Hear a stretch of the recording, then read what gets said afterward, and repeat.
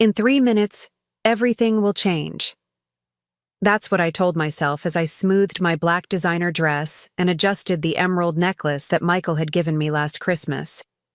15 years of marriage culminating in this moment, our crystal anniversary dinner at Harborview Restaurant.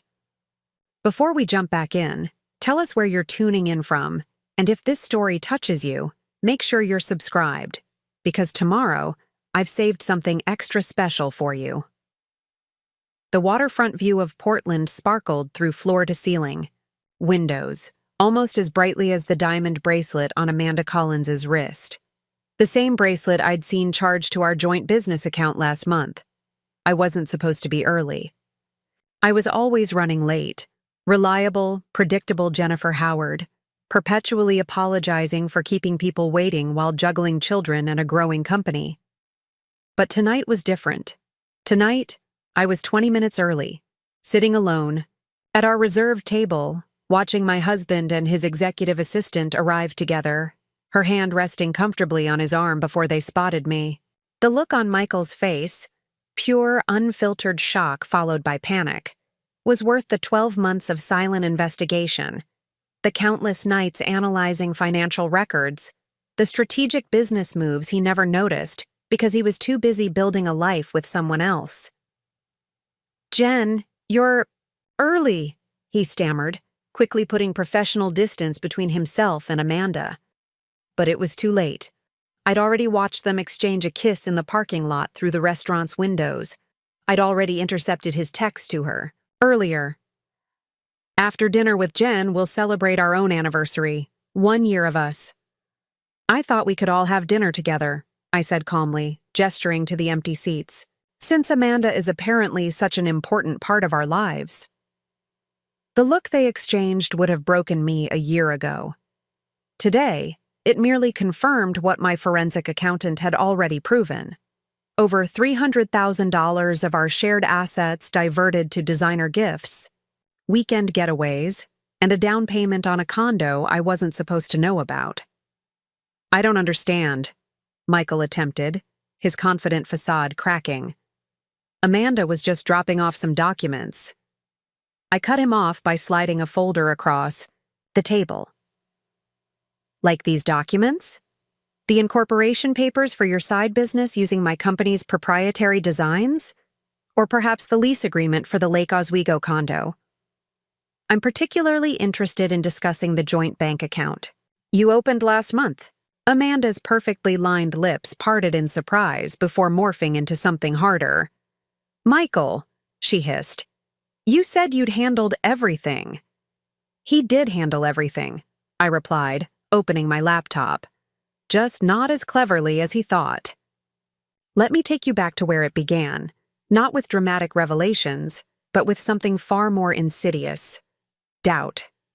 2 years ago, Evergreen Innovations, my sustainable product design firm, landed its first major corporate contract.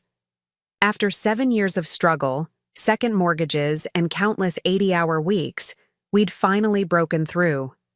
Michael had been supportive, in his way, letting me use our garage as the first office space, watching the kids when I had late meetings, celebrating the small victories with champagne he selected. He'd built a respectable career in investment banking while I chased what he called my creative outlet. "You've got a good hobby here, Jen," he'd said during year 3, examining our modest profit margins. "But let's be realistic about its potential." That hobby now had 37 employees, a downtown Portland office, and a revolutionary water filtration design that major corporations were competing to license. The morning after we signed the contract with Green Path Industries, I woke up early, too excited to sleep. Michael's side of the bed was empty, as was becoming common. Finding him hunched over his laptop in our home office wasn't unusual. Him slamming it shut when I entered was. "Working early?" I asked, setting down coffee for him, a small gesture from our early days that I still maintained despite our increasingly parallel lives. "Just catching up on some things before the Thompson meeting," he said, accepting the coffee without meeting my eyes. "Congratulations again on the contract." We should celebrate properly this weekend. I nodded, ignoring the unfamiliar cologne, scent that didn't match the bottle in our bathroom, pushing aside the doubt that flickered like a warning light. We'd built a life together. Our beautiful West Hills home with its view of Matt Hood. Our teenagers Tyler and Sophia with their academic achievements and sports trophies. The vacation cabin on the Oregon coast where we'd spent every summer creating memories. Michael had supported my dream in his way. I could overlook small inconsistencies, but as evergreen innovations grew, those inconsistencies multiplied. The Thompson meeting became weekly late nights. The weekend celebrations were increasingly postponed, and Michael's interest in my company's finances grew strangely specific. "Who handles your intellectual property filings?" he asked over a rare dinner together. "You should consider additional protections for that filtration design." I explained our arrangement with a local law firm while noting how his eyes lingered. On his phone, fingers tapping out responses to messages I couldn't see. "And your software developers? They're all in-house? No outsourcing?" Another dinner, another line of questioning that felt less like interest and more like inventory. Tyler noticed it first. Our perceptive 17-year-old, so like me in his attention to detail, mentioned it as we drove to his debate tournament. "Dad's never around anymore," he observed, staring out the window. "And when he is, he's not really there, you know?" I gripped the steering wheel tighter. "He's got a big project at the bank. Things will settle down." Tyler's skeptical glance felt too adult for his teenage face. "Mom, when's the last time Dad asked about Evergreen? Like, really asked, not just that automatic, 'how was work' thing?" The question lingered uncomfortably. When had Michael stopped, listening to my stories about design challenges and employee successes? When had his perfunctory, "That's great, honey," replaced genuine interest? And why hadn't I noticed its absence until my son pointed it out? The first concrete evidence came, disguised as a banking error. While reviewing Evergreen's quarterly financials, Rachel, my executive assistant, flagged an unusual transfer. "Jen, did you authorize a consultation fee to Northwest Analytical?" she asked, placing the statement on my desk. "It's not in our vendor system, and I don't remember any contract." I stared at the $2,500 charge. The company name was vaguely familiar, but we certainly hadn't engaged them. Must be a mistake. I'll look into it. That evening, I mentioned it casually to Michael, over dinner, noting how he paused mid-bite before recovering. "Banking errors happen all the time," he said dismissively. "Just dispute the charge." I did dispute it, but also researched Northwest Analytical. The company had been incorporated just 6 months earlier, with a business address that matched a luxury condo building downtown. Something cold settled in my stomach, but I pushed it aside. I needed more information before jumping to conclusions. The next red flag appeared during Sophia's 15th birthday celebration. Michael received a call that pulled him away from the backyard party. Nothing unusual there. His clients often had financial emergencies. But when I brought a plate of cake to his office, intending to include him despite the interruption, I overheard his conversation. "The patent search is clean. Yes, we can move forward with the prototype. No, there's no risk of overlap. Trust me, I've verified everything personally." He ended the call abruptly when I entered, taking the cake with a distracted thanks before turning back to his computer. Patent searches weren't part of investment banking, and Michael had never shown interest in prototype development. Unless... I returned to the party, smiling for photos and singing "Happy Birthday" while my mind raced. That night, after the house, quieted, I did something I'd never done in 15 years of marriage. I searched Michael's desk. Most drawers contained what I expected: bank statements, insurance policies, our children's school records. But the locked bottom drawer, which yielded to a letter opener with surprising ease, contained something else entirely. Preliminary designs for a water filtration system remarkably similar to Evergreen's proprietary technology. My technology. The innovation I'd developed over 3 years of testing and refinement. The design that had finally put Evergreen on the map. The betrayal wasn't just personal, it was professional. Michael hadn't simply grown distant or uninterested. He was actively undermining the company I'd built. But why? And with whom? The answer came wrapped in designer perfume and Louboutin heels. Amanda Collins, the polished executive assistant Michael had hired 8 months ago. The woman he'd insisted on interviewing personally, overriding his firm's HR department. The same woman who now appeared in expense reports for business dinners that stretched late into the evening and weekend conferences in Seattle and Vancouver. I discovered their connection through social media, where Amanda had carelessly tagged locations that matched Michael's supposed business trips. A rooftop bar in Seattle when he claimed to be at a banking conference. Preparing and narrating this story took us a lot of time, so if you are enjoying it, subscribe to our channel. It means a lot to us. Now back to the story. A beachfront restaurant in Cannon Beach the weekend he told us he needed to catch up on quarterly reports. Each discovery should have devastated me. Instead, I felt something unexpected. Clarity. For the first time in years, the inconsistencies made sense. Michael's sudden interest in my company's intellectual property, the mysterious consultation fees, the late nights and weekend absences, the emotional distance that had grown so gradually. I'd hardly noticed its expansion.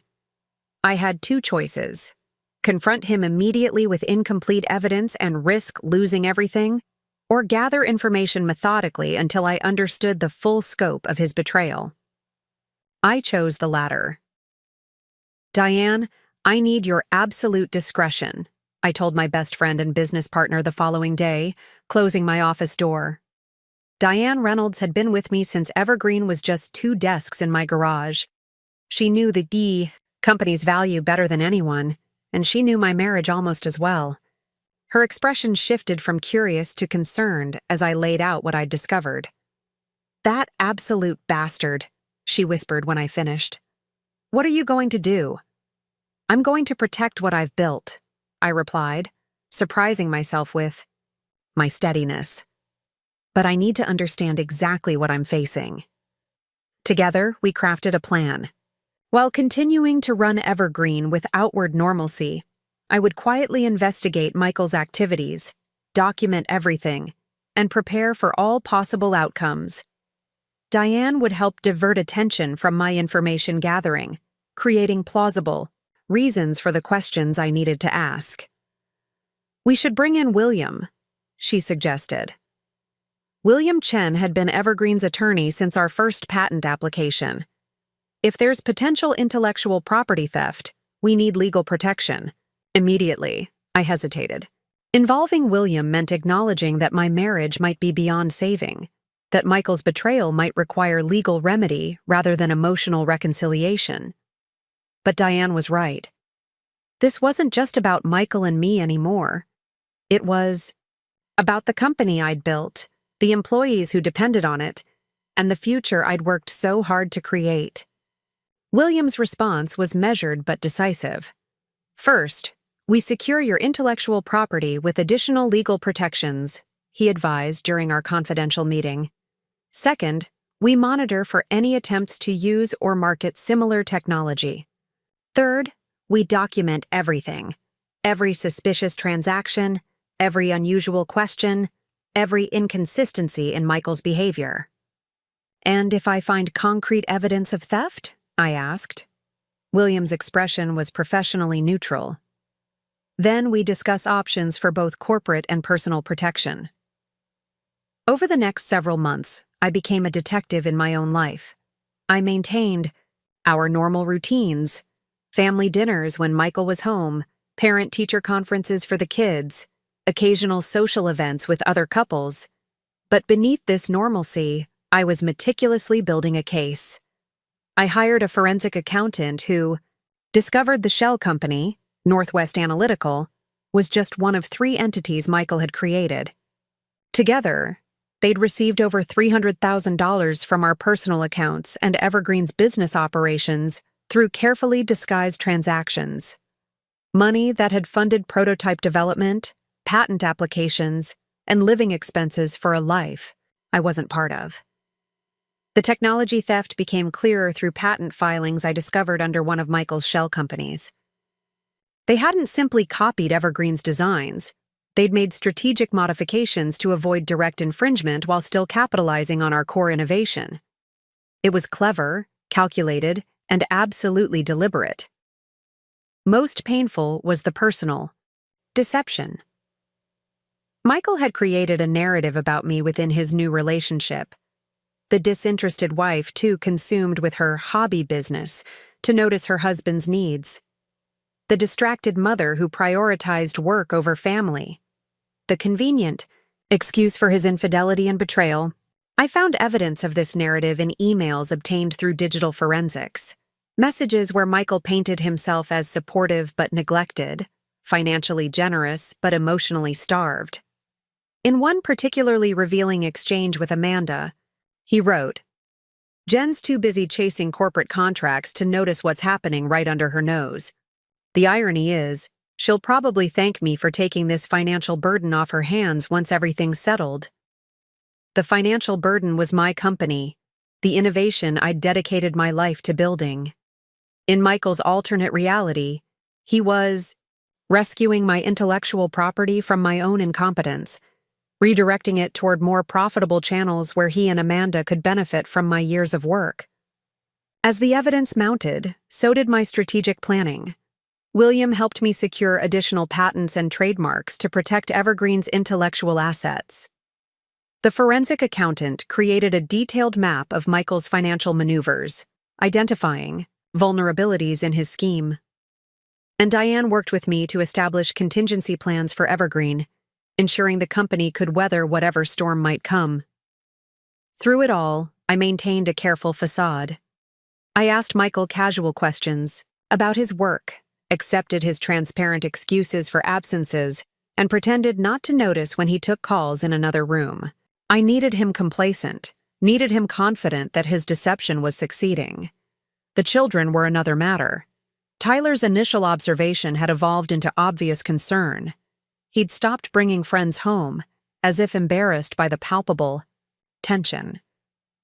Sophia retreated into academics and her phone, avoiding family interactions whenever possible.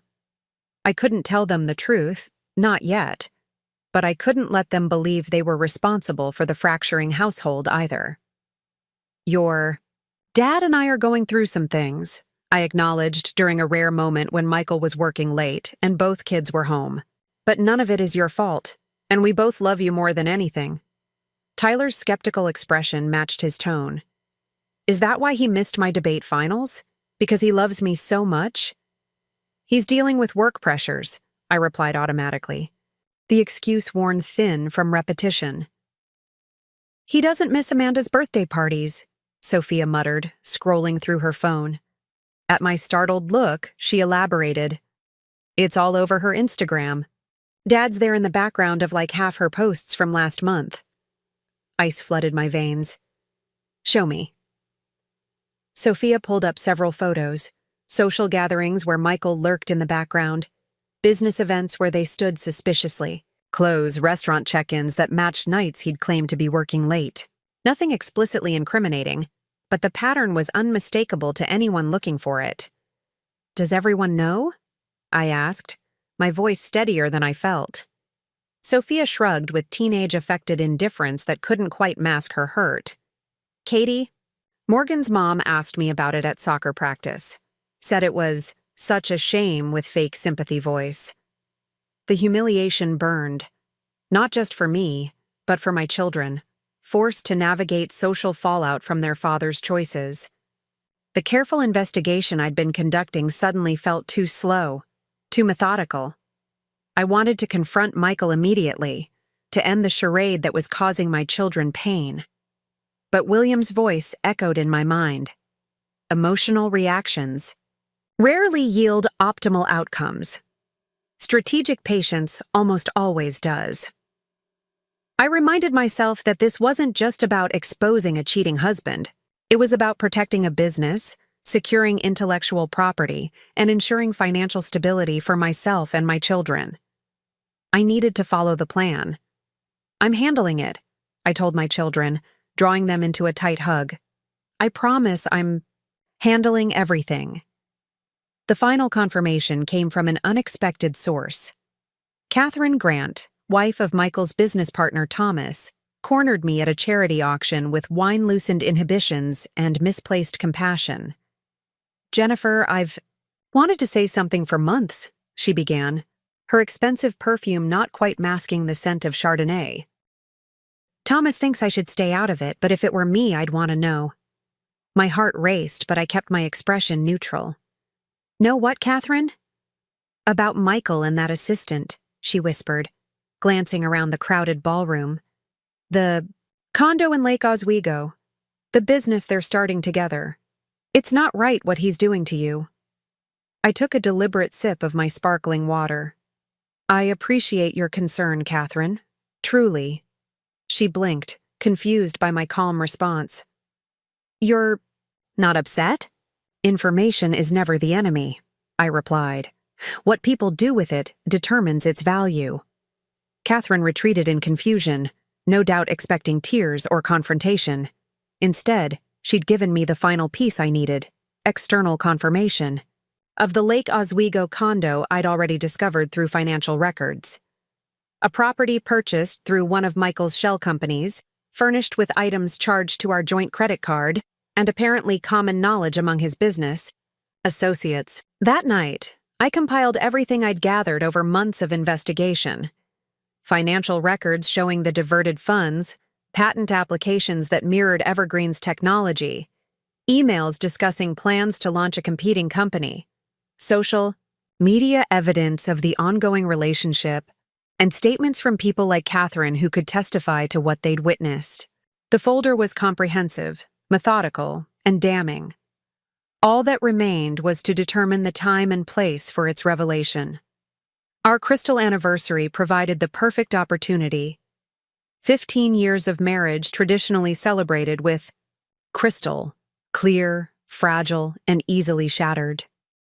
Michael had suggested the Harborview restaurant weeks earlier, seemingly forgetting that he'd taken Amanda to the same location for her birthday celebration, documented in her Instagram posts that Sophia had shown me. "The most important milestone yet," he'd called it, in a rare moment of attentiveness. "We should celebrate properly." I agreed with more enthusiasm than I'd shown in months, watching as relief flooded his features. He believed I remained oblivious, that his performance of the devoted husband for one evening would reset any doubts I might harbor. His confidence made him careless, scheduling dinner with Amanda immediately after our celebration, coordinating their stories through texts he no longer bothered to hide, believing I would never arrive early because I never had before. Which brings us back to that crystal anniversary dinner, with Michael standing frozen beside his mistress, staring at the folder I'd placed before him, and Amanda Collins hissing accusations about promises unkept. "I don't understand," he repeated, desperation creeping into his voice. "This was supposed to be our anniversary dinner." "It still is," I replied calmly. "Just not the celebration you expected." I could have confronted Michael immediately, thrown accusations and evidence in a public meltdown that would have satisfied some primitive need for emotional catharsis. But vengeance wasn't my goal. Protection was. "Please sit down," I told them both, gesturing to the chairs across from me. "The reservation's for 3. I took the liberty of adjusting it this morning." Amanda started to back away. "I should go. This is between you two." "Actually, it's between the 3 of us," I corrected her, opening my laptop. "Since you're an integral part of Northwest Analytical, Clearwater Solutions, and Portland Environmental Technologies, all companies built with my intellectual property and funded with my company's resources."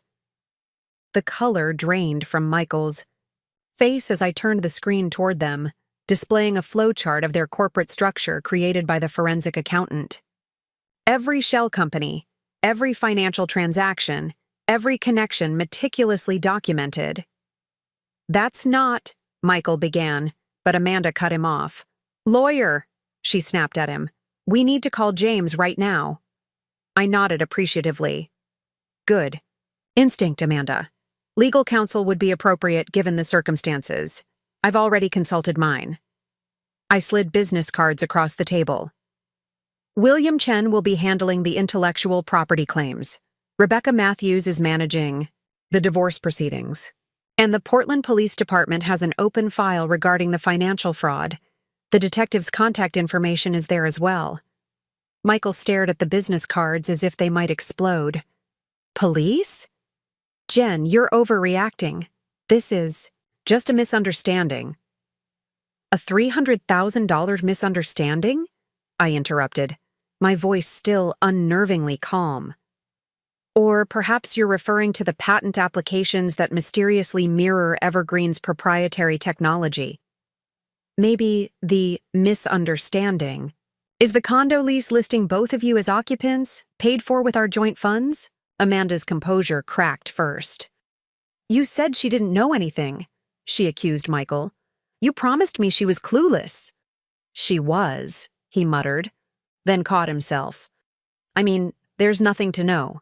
Jennifer, you're making connections. That don't exist. I turned to Amanda. He told you I was clueless?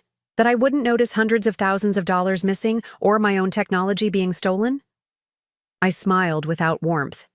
Did he mention I built a multi-million-dollar company? From nothing while raising our children? Does that sound like someone who doesn't pay attention to details? Doubt flickered across her face as she reassessed me. Gone was the distracted, frumpy wife Michael had described in their emails. Instead, she faced a woman who had methodically documented their every move while building contingency plans they hadn't imagined. Michael tried a different approach. Let's not discuss this here, he suggested, glancing nervously at nearby diners. We can talk privately, find a reasonable solution for everyone. Like the solution you planned for me? I asked mildly.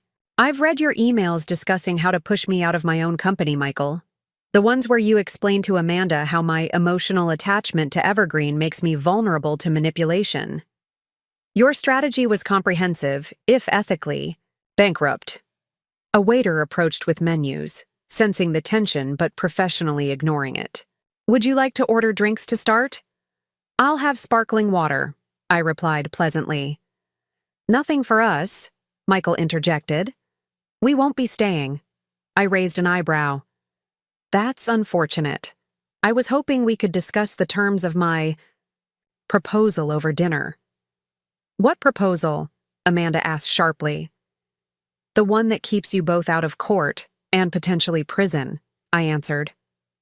Since you're so eager to be part of my business, I thought you might appreciate the opportunity to do so legally. That caught their attention. Michael leaned forward, desperation battling with calculation in his expression. What exactly are you suggesting? I outlined my terms with the precision I'd use to build Evergreen. Full financial restitution of all diverted funds, signed agreements transferring any competing patents or technologies back to my company, Michael's resignation from Northwest, financial to eliminate ongoing conflicts of interest, and a divorce settlement that acknowledged his attempted theft. In exchange, I concluded, I won't press charges for intellectual property theft or financial fraud. You'll retain your professional reputation, if not your integrity. And you can continue whatever personal arrangement you've established without my involvement. Amanda studied me suspiciously.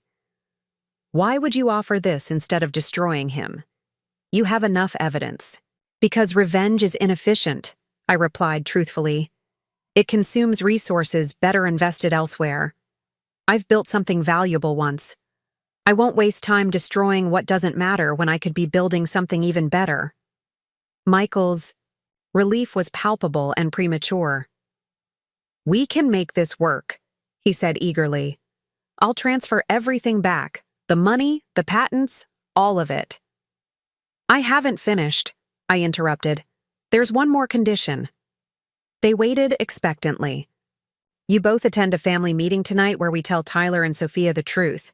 Not some sanitized version where nobody's at fault, but the reality of what's happened. They deserve honesty after months of watching their family disintegrate, without explanation. Michael's face contorted. That's unreasonable. The kids don't need to know details that would only hurt them. They already know more than you realize, I told him. They've been collateral damage in your deception. The whispers at school, the questions from friends, the Instagram posts. Sophia found months ago.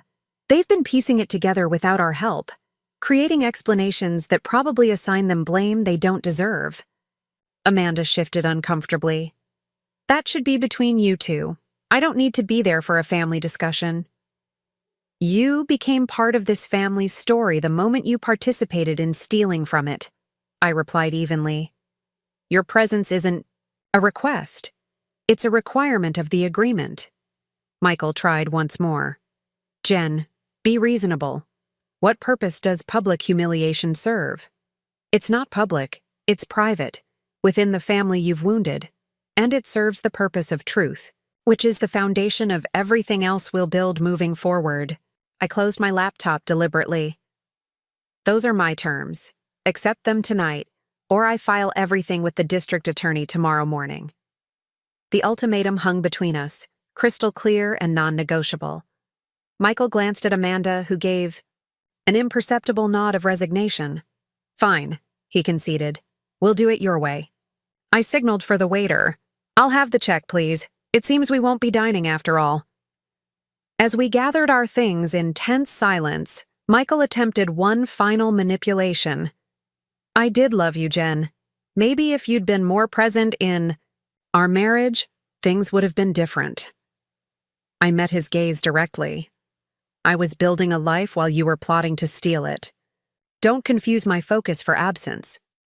Driving home separately, I called Diane to implement the next phase of our plan. It's happening tonight, I told her. Have William ready with the paperwork first thing tomorrow. Are you okay? She asked. Concern evident even through the car's speakers. I considered the question seriously. I'm something better than okay, I finally answered. I'm clear. Tyler and Sophia were waiting in the living room when I arrived home. Their expressions, mixture of confusion and apprehension. I'd texted them earlier, asking them to be home by 8 without explanation. What's going on? Tyler asked immediately. Are you and Dad getting divorced? The directness of his question confirmed what I'd suspected. They'd been preparing themselves for this moment for months. Your father will be here shortly, I told them. With Amanda. We're going to have an honest conversation about what's been happening and what comes next. Sophia's eyes widened. Amanda's coming here? His assistant? Yes, I replied simply. And once they arrive, all your questions will be answered. The 30 minutes we waited were among the longest of my life. I resisted the urge to preemptively explain or make excuses for what they were about to learn. They deserved the unvarnished truth, not a carefully curated version designed to protect their father's image. When Michael's car pulled into the driveway, followed by Amanda's sleek BMW, Sophia gripped my hand tightly. Whatever happens, I'm on your side, she whispered fiercely. The family meeting that followed was painful but necessary. Michael attempted to minimize his actions, portraying his relationship with Amanda as an unfortunate emotional entanglement, rather than the calculated betrayal it was. I calmly corrected each misrepresentation with documented evidence, watching, as my children's understanding of their father transformed before my eyes. Tyler's question cut through one of Michael's explanations. Did you steal from Mom's company? The direct inquiry from his son seemed to affect Michael more than anything. I'd presented at the restaurant. He stammered through a response about leveraging underutilized intellectual property and creating synergistic opportunities. That's a yes, Tyler translated flatly. Amanda remained largely silent, her discomfort evident as she witnessed the family consequences of their actions. When Sophia asked her directly, "Did you know he was married with kids when this started?" Amanda's affirmative response eliminated any potential sympathy. By evening's end, several truths had been established. Michael and I would divorce, he would comply with all my legal and financial terms, the children would remain primarily with me but have appropriate access to their father, and Amanda would honor my intellectual property rights moving forward. As they prepared to leave, Michael made one final attempt to salvage his image. "I know this is difficult to understand now," he told the children, "but sometimes adults grow apart. It doesn't mean I don't love you both." Tyler responded with a clarity beyond his 17 years. "Growing apart is something that happens. Stealing Mom's business and lying about it for months was something you chose." After they left, the three of us, myself and the two remarkable human beings I'd raised, sat in our living room in stunned silence. Finally, Sophia asked the question that mattered most. "What happens to us now? To Evergreen? To everything?" I told them the truth. We rebuild. We take what's valuable, our relationship, the company, the life we've created here, and we strengthen it. And we let go of what doesn't serve us anymore. Like Dad? Tyler's question carried more pain than his matter-of-fact tone suggested. "Your relationship with your father is yours to determine," I told him carefully. "My relationship with him has changed permanently." Those are different things, and you don't have to reconcile them. Over the coming weeks, Michael complied with each requirement of our agreement. The financial restitution, while substantial, didn't erase the betrayal, but it did provide resources for Evergreen's continued growth. The intellectual property returned to its rightful ownership, securing our competitive advantage. And the divorce proceedings, while emotionally taxing, progressed without the acrimony that might have consumed us had I chosen vengeance over strategy. Amanda disappeared from our immediate concerns, though I later learned she'd relocated to Seattle, presumably to distance herself from the consequences of their failed scheme. Michael moved into a downtown apartment, his executive position at Northwest Financial, compromised not by my disclosure, but by his own actions once his colleagues understood what he'd attempted. Throughout this period, I maintained Evergreen's operations with a focus that surprised even me. The company had been my creation, my purpose beyond family life, and now it became my sanctuary as well. Each strategic decision, each product innovation, each successful client acquisition reinforced what Michael had failed to understand. I hadn't been distracted by my company, I had been fulfilled by it. 6 months after the crystal anniversary, dinner that shattered our marriage, Evergreen Innovations secured its largest contract yet, a national distribution agreement that would triple our annual revenue. The executive team gathered in our conference room to celebrate, champagne flowing as we toasted the achievement. "To Jennifer Howard," Diane announced, raising her glass, "who built something extraordinary while facing extraordinary challenges." The applause from my colleagues, people who had witnessed my professional journey without knowing all the personal details, brought unexpected tears to my eyes. Not from sadness or lingering hurt, but from the profound realization that I had never been the woman Michael described in those damning emails. I hadn't been distracted or incompetent or blind. I had been focused, capable, and strategic. Qualities that served me in business and, ultimately, in protecting myself from betrayal. Later that evening, as I sat on my back deck watching the sunset paint Mount Hood in brilliant oranges and pinks, Tyler joined me with 2 glasses of lemonade. "Mom," he began, uncharacteristically hesitant, "I've been thinking about changing my college plans." I turned to him with curiosity. He'd been set on attending his father's alma mater since childhood, a path Michael had encouraged with stories of fraternity adventures and business connections. "Instead of business school," he continued, "I'm considering environmental engineering, with a focus on water systems." The significance wasn't lost on me. "Because of Evergreen?" He nodded. watching you build something that actually helps people, that solves real problems. It made me realize I want to create solutions, not just manage money. I hugged him fiercely, recognizing the gift hidden within the painful months we'd endured. My children had witnessed not just the betrayal of trust, but also the power of purpose. They'd seen what it meant to build rather than take, to create rather than scheme. As Tyler returned inside, my phone chimed with a notification. A text from Michael, our communication now limited to practical matters regarding the children or final divorce details. Heard about the distribution contract. Congratulations! You've always been capable of more than I gave you credit for. I considered responding, but ultimately set the phone aside without replying. His acknowledgement, while accurate, wasn't necessary for my journey forward. I didn't need external validation of what I already knew to be true. The empire I'd built, both.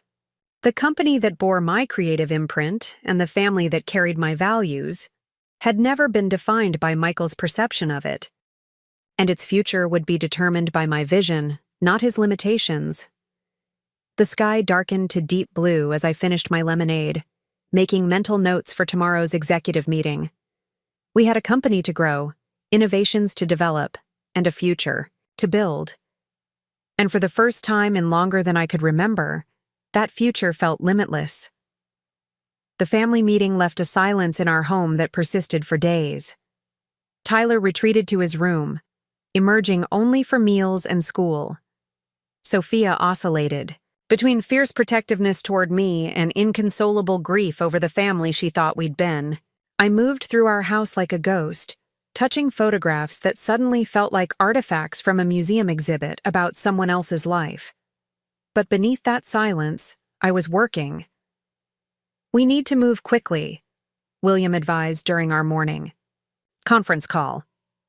Michael's compliance now doesn't guarantee cooperation later. The paperwork should be filed immediately. Diane nodded from her side of the video chat. I've already implemented the intellectual property safeguards. Our systems have been completely segregated from any access points Michael might have used. I rubbed my temples, fighting the headache that had become my constant companion. What about the licensing agreements that might be compromised? The ones where Michael had input on the contract language. William's expression remained professionally neutral, but I caught the flicker of concern. We're reviewing all documents he might have influenced. So far, we've identified 3 agreements with potentially problematic clauses, subtle language that could be exploited with the right leverage. By Amanda, I supplied, connecting the dots. Her background is in contract law. She would know exactly how to insert ambiguous language that could be weaponized later. Precisely, William confirmed. We're drafting amendments to close those loopholes, approaching each client with legitimate business reasons for the updates. No need to reveal the personal complications. Personal complications, such a sanitized phrase for the implosion of my marriage and the attempted theft of my life's work. I almost laughed at the corporate euphemism, but exhaustion won out. What about the financial recovery? I asked instead. Diane referenced her notes. The forensic accountant has traced most of the diverted funds. Michael has returned approximately 60% so far, with a signed agreement for the remainder. We've implemented additional financial controls to prevent any similar vulnerabilities in the future. I nodded, making my own notes in the leather-bound planner that had become my lifeline. Organization had always been my strength, but now it felt like the only thing keeping me from drowning in the chaos Michael had created. And the children? William asked gently, shifting from corporate counsel to family friend. The question hit harder than I expected. I'd been so focused on securing Evergreen's future that I hadn't fully processed how Tyler and Sophia were coping beyond their initial reactions. I hesitated, searching for the right word. Processing. Tyler has always been quieter, more internal. Sophia wears everything on her sleeve, but they're both wounded in ways I'm not sure how to address. Diane's expression softened. Have you considered family therapy? Not with Michael, just for the three of you? I hadn't, too caught up in the immediate priorities of legal protection and business continuity. But Diane's suggestion resonated. We needed professional guidance to navigate this new landscape. I'll look into it, I promised, making another note. After ending the call, I sat alone in my home office, surrounded by the evidence of Michael's betrayal, financial documents, legal agreements, security reports, all neatly organized in color-coded folders. The methodical documentation that had saved my company now felt like an anchor dragging me into darker emotional waters. I needed air. Grabbing my keys, I drove without destination, eventually finding myself at Forest Park. The familiar trails had been our family's weekend ritual during the early years, before Michael's banking career demanded weekend networking, and the children's activities filled our schedules. I hadn't visited in months, maybe years. The damp Pacific Northwest air filled my lungs as I walked, fallen leaves cushioning each step. The physical movement loosened something tight in my chest, creating space for thoughts I'd been suppressing beneath tactical planning. I was angry, not just at Michael's betrayal, but at myself for not recognizing it sooner. The signs had been there: his diminishing interest in my company except for specific technical aspects, his defensiveness when questioned about late nights, his subtle criticisms that gradually eroded my confidence. I'd attributed these changes to normal marital evolution, to the stresses of raising teenagers and managing dual careers. But that rationalization crumbled beneath the weight of evidence. Michael hadn't grown distant because of external pressures. He'd created distance deliberately to facilitate his deception. Each late-night client meeting had been carefully planned, each business trip meticulously orchestrated. The emotional withdrawal hadn't been an unfortunate side effect of a busy life, it had been strategic. Rain began falling, gentle at first, then heavier, matching the tears I finally allowed myself. Alone on the forest trail, I surrendered to grief. Not just for my marriage, but for the years spent trusting someone who had calculated his betrayal with the same precision I used to design Evergreen's innovative products. I cried until physical. Exhaustion matched my emotional state, then found a sheltered bench and sat, watching raindrops create concentric circles in puddles. The mathematical precision was oddly comforting. Cause and effect, action and reaction, predictable patterns in natural chaos. My phone buzzed with a text from Sophia. "Where are you? Tyler and I are worried." I hadn't realized how much time had passed. "Forest Park," I replied. "Needed some air, heading home soon." "Wait," she texted back immediately. "We'll come to you, Tyler's driving." 20 minutes later, my children found me still sitting on the rain-soaked bench. Without words, they settled beside me, Sophia linking her arm through mine while Tyler offered a thermos of hot coffee he'd brought. "We used to come here all the time," Sophia observed, looking around at the mist-shrouded trees. "Remember when Tyler got poison oak because Dad said that vine was definitely safe to touch?" A small laugh escaped me at the memory. "He scratched for weeks." "Worth it," Tyler said with the hint of a smile. "Dad had to take me for ice cream every day as an apology."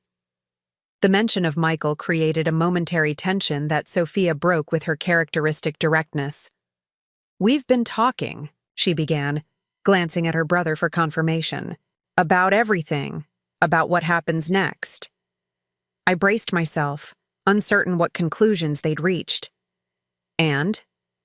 We want to stay with you," Tyler stated firmly. "Full time. We'll visit Dad because we should, but home is with you." Relief flooded me. I'd been prepared to honor whatever arrangement they preferred, even if it meant equal time with Michael. But their choice eased an anxiety I hadn't fully acknowledged. "We also think you should keep the house," Sophia added. "He doesn't deserve it after what he did." "These decisions aren't yours to make," I reminded them gently. "The legal process will determine—" "Mom," Tyler interrupted, uncharacteristically assertive. We're not kids anymore. We're old enough to have opinions about where we live and who we trust. The maturity in his voice struck me. When had my cautious, quiet son developed such clarity? Perhaps the same crucible that was breaking me down was forging something stronger in my children. Diane sent us pamphlets about a family therapist, Sophia admitted. We already called and made an appointment for next week, all three of us. I stared at her in surprise. You did what? We figured you were handling everything else, Tyler explained with a shrug. So we could handle this part?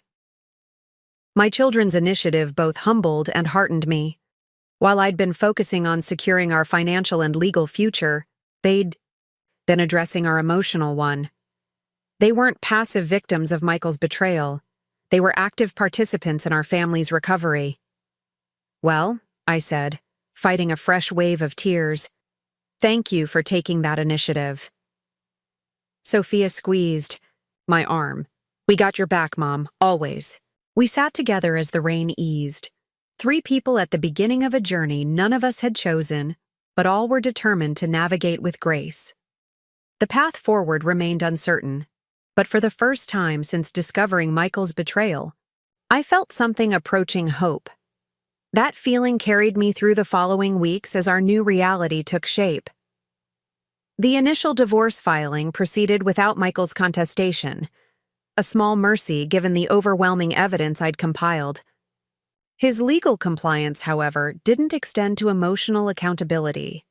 In conversations with the children, he continued minimizing his actions and subtly shifting blame.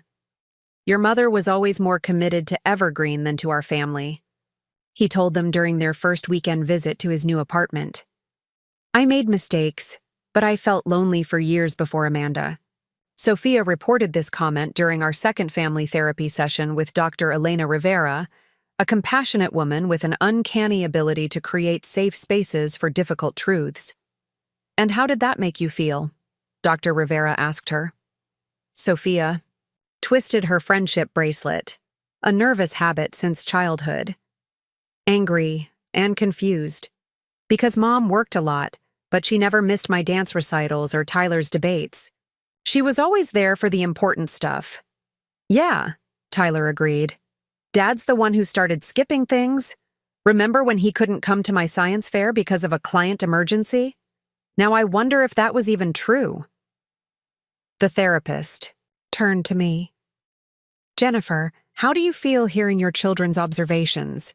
I considered my answer carefully, conscious of balancing honesty with appropriate boundaries. Validated, I admitted finally. And sad that they're questioning every excuse their father ever gave them. That's an unfair burden for them to carry. It's not a burden we're carrying because of you, Tyler clarified. It's because of what he did. Dr. Rivera nodded. That's an important distinction, Tyler. Acknowledging where responsibility truly lies is part of healthy processing. These sessions became our weekly anchor, a protected time when the 3 of us could express fears and frustrations without judgment. Dr. Rivera helped us develop communication tools for navigating our new family dynamics, emphasizing that relationships could be redefined rather than simply broken. Your family isn't ending, she reminded us. It's transforming.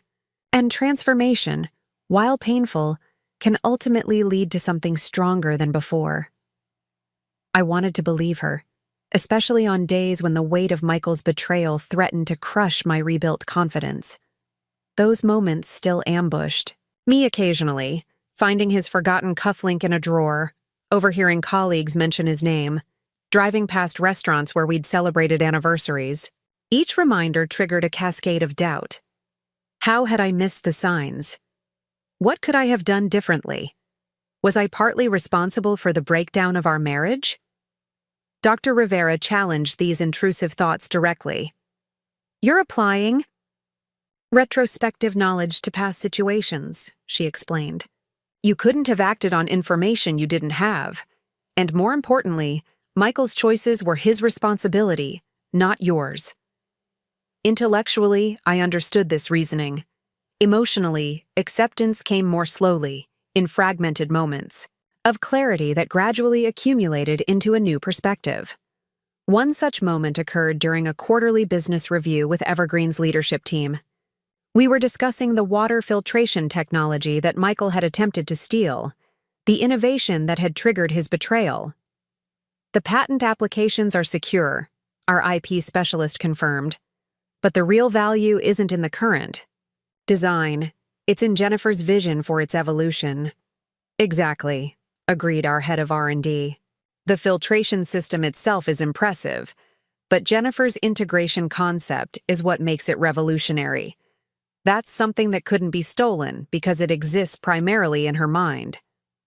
Their observations highlighted a truth I hadn't fully appreciated. While Michael could duplicate documents and designs, he couldn't replicate the creative insight that generated them. He had attempted to steal the products of my imagination without understanding the imagination itself was the true asset. That realization liberating.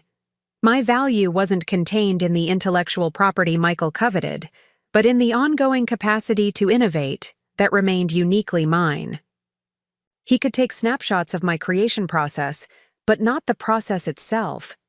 This perspective shifted my approach to rebuilding.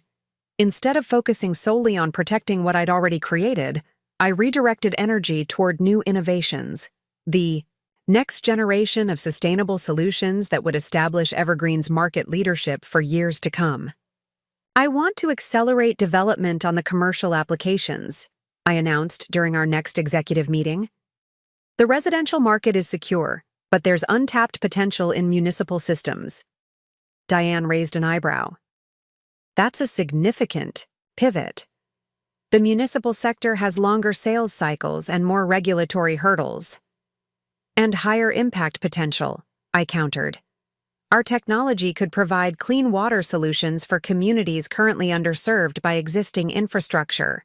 The social impact aligns with our mission, and the commercial opportunity is substantial. The team exchanged glances, likely wondering if this ambitious proposal represented genuine strategic thinking or a reaction to recent personal trauma. I couldn't blame their skepticism. I'd questioned my own decision-making capacity during the darkest days following Michael's betrayal. I understand your concerns, I acknowledged. And yes, my perspective has evolved recently, but not in the way you might fear. I've realized we've been thinking too conservatively, limiting our vision to what seemed immediately achievable. I'm proposing we think bigger, not from desperation, but from confidence in what we've already proven we can accomplish. Diane studied me for a long moment before breaking into a slow smile. Well, I'll be damned. You're not running from something. You're running toward something. Exactly, I confirmed, relief washing through me as my closest ally recognized the distinction.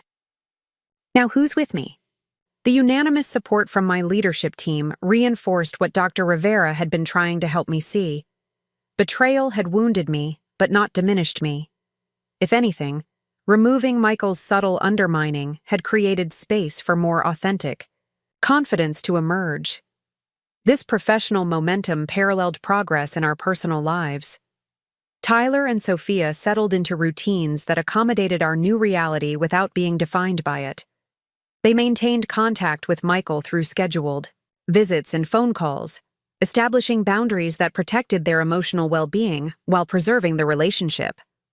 It's weird, Sophia confessed one evening as we prepared dinner together, another ritual that had evolved since the separation. I'm still mad at Dad, but I don't want to hate him forever. Is that okay? I paused in chopping vegetables, considering her question carefully. Of course it's okay. Your relationship with your father is separate from my relationship with him. And forgiveness doesn't mean forgetting or excusing what happened. She nodded, processing this nuance. Dr. Rivera said something similar, that forgiveness is really about freeing ourselves, not the other person. She's very wise, I agreed, impressed by my daughter's emotional intelligence.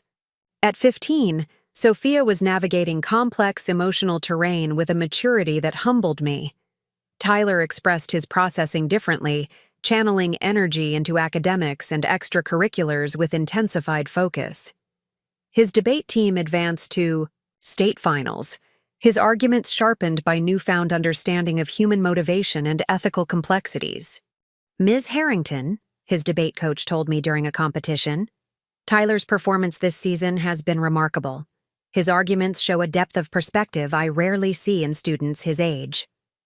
I watched my son methodically dismantle his opponents, position on corporate ethical responsibility, his points structured with the same precision I applied to business strategies.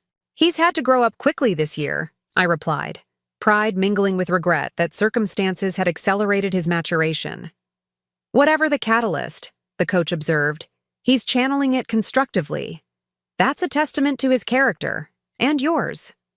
These external validations helped counter the lingering self-doubt that sometimes surfaced, particularly when facing Michael directly. Despite our agreement to communicate primarily through attorneys, certain situations, school events, medical decisions for the children occasionally required direct interaction. During Tyler's debate finals, we found ourselves seated in the same auditorium row, maintaining careful distance while presenting a united front of parental support. The tension between us remained palpable, charged with unspoken accusations and defenses. He's doing well, Michael observed during intermission, his attempt at normal conversation falling flat in the charged space between us. Yes, I agreed. He's remarkably resilient. Michael hesitated before adding, they both are. Like their mother.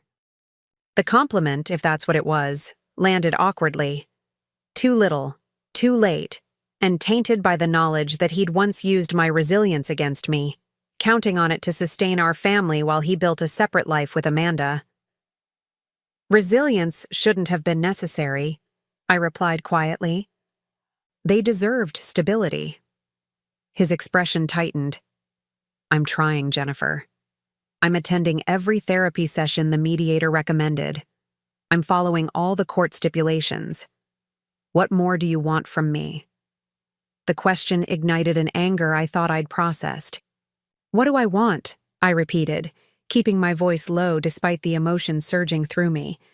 I wanted a husband who wouldn't steal from me while sleeping with his assistant. I wanted a father for my children who wouldn't use them as alibis for his affair.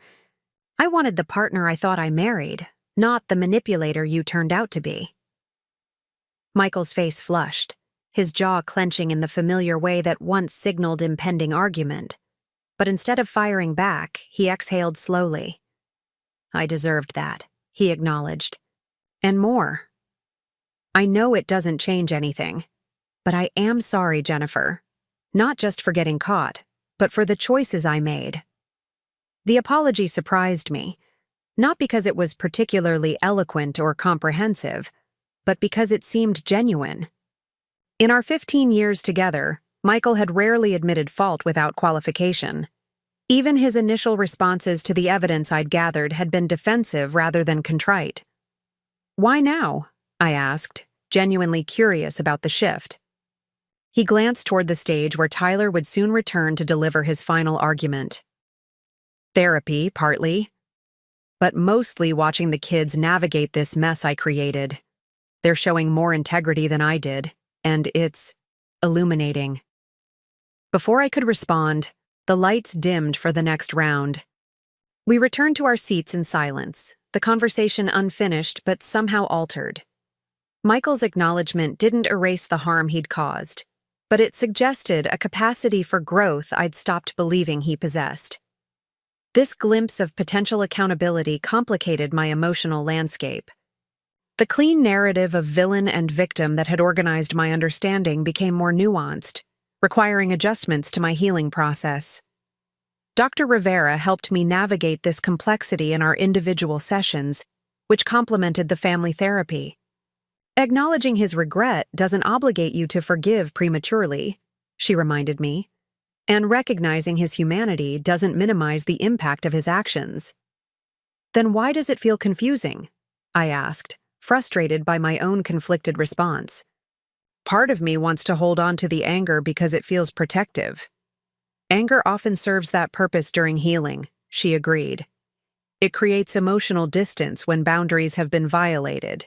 But eventually, most people find that sustained anger requires energy they'd rather invest elsewhere. Her perspective resonated, especially as Evergreen's expansion demanded increasing focus. The municipal water initiative I'd proposed had gained traction faster than anticipated, with 2 pilot projects approved and preliminary discussions, with international development organizations exploring applications in water-stressed regions. This growth necessitated organizational changes, including a reconfigured leadership structure and additional capital investment. I spent long hours with financial advisors evaluating options, conscious that decisions made now would shape Evergreen's trajectory for years. Private equity remains interested, our CFO reported during a strategy session, but they're pushing for aggressive expansion timelines that might compromise our sustainability values. What about strategic partnerships? I suggested. Companies already aligned with our mission who could provide capital without pressuring us to sacrifice core principles.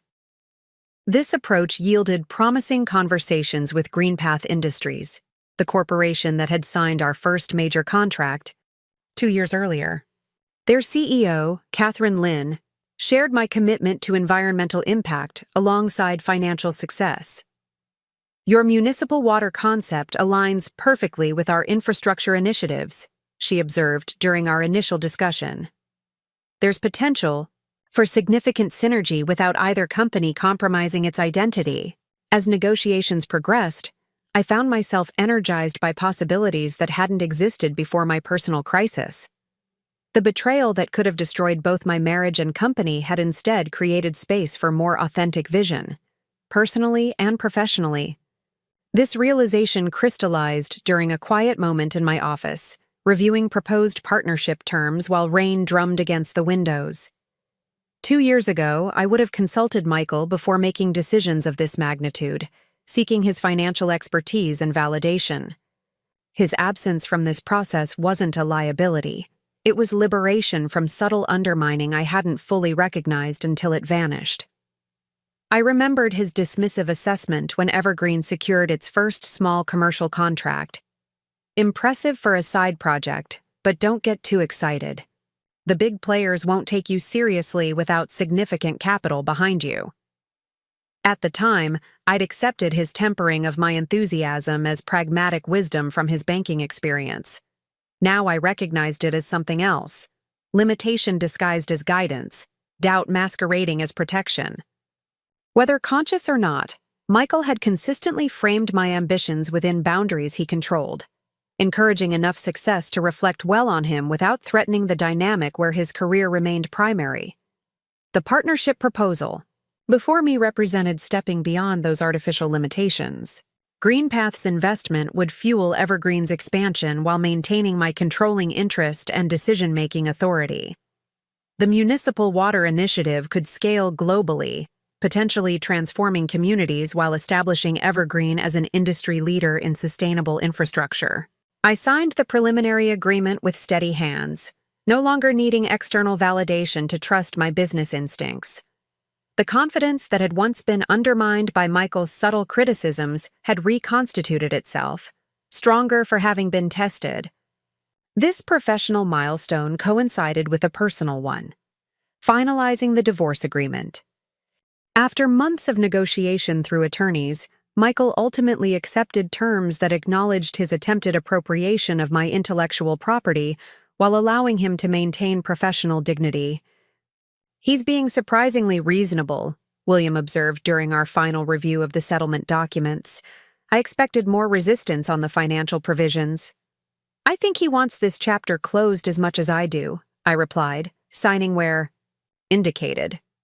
And the evidence I gathered didn't leave much room for negotiation. With those signatures, 15 years of marriage ended officially, though the emotional conclusion had occurred months earlier. I expected to feel something momentous, grief or relief or both, but instead experienced a quiet sense of completion, like closing a book whose story had already reached its natural conclusion. That evening, I invited Diane to join the children, and me for dinner, transforming the legal milestone into a small celebration of our collective resilience. We ordered from our favorite Thai restaurant, set the dining room table with the good dishes, and opened a bottle of champagne, with small glasses of sparkling cider for Tyler and Sophia. To new chapters, Diane proposed, raising her glass. And to the family that remained standing when the smoke cleared. Sophia lifted her cider. And to Mom, who showed us what real strength looks like. Tyler, never comfortable with emotional declarations, added simply, to moving forward. Their toast touched me deeply, acknowledging the pain we'd endured without allowing it to define our future. We had survived Michael's betrayal not just intact, but somehow expanded. More authentic in our connections, more intentional in our choices, more appreciative of the bonds that remained unbroken. Later, after Tyler and Sophia had retreated to their rooms and Diane had gone home, I sat alone on our back deck, watching stars emerge above Portland's city lights. The spring air carried the scent of blooming jasmine from the garden I'd started after the separation. A small act of reclamation, planting something new in soil that had lain dormant during my marriage. My phone buzzed with a text from Catherine. Lynn. Partnership papers filed today. Looking forward to transforming the water infrastructure landscape together. Your vision is inspiring. I smiled at the affirmation that would once have seemed impossible. Not just the business achievement, but the recognition of my vision as a driving force rather than a creative outlet, as Michael had often characterized it. The journey from his betrayal to this moment hadn't been linear or simple, but its direction had been consistently upward. A notification from our home security system interrupted my reflection. A car approaching the driveway.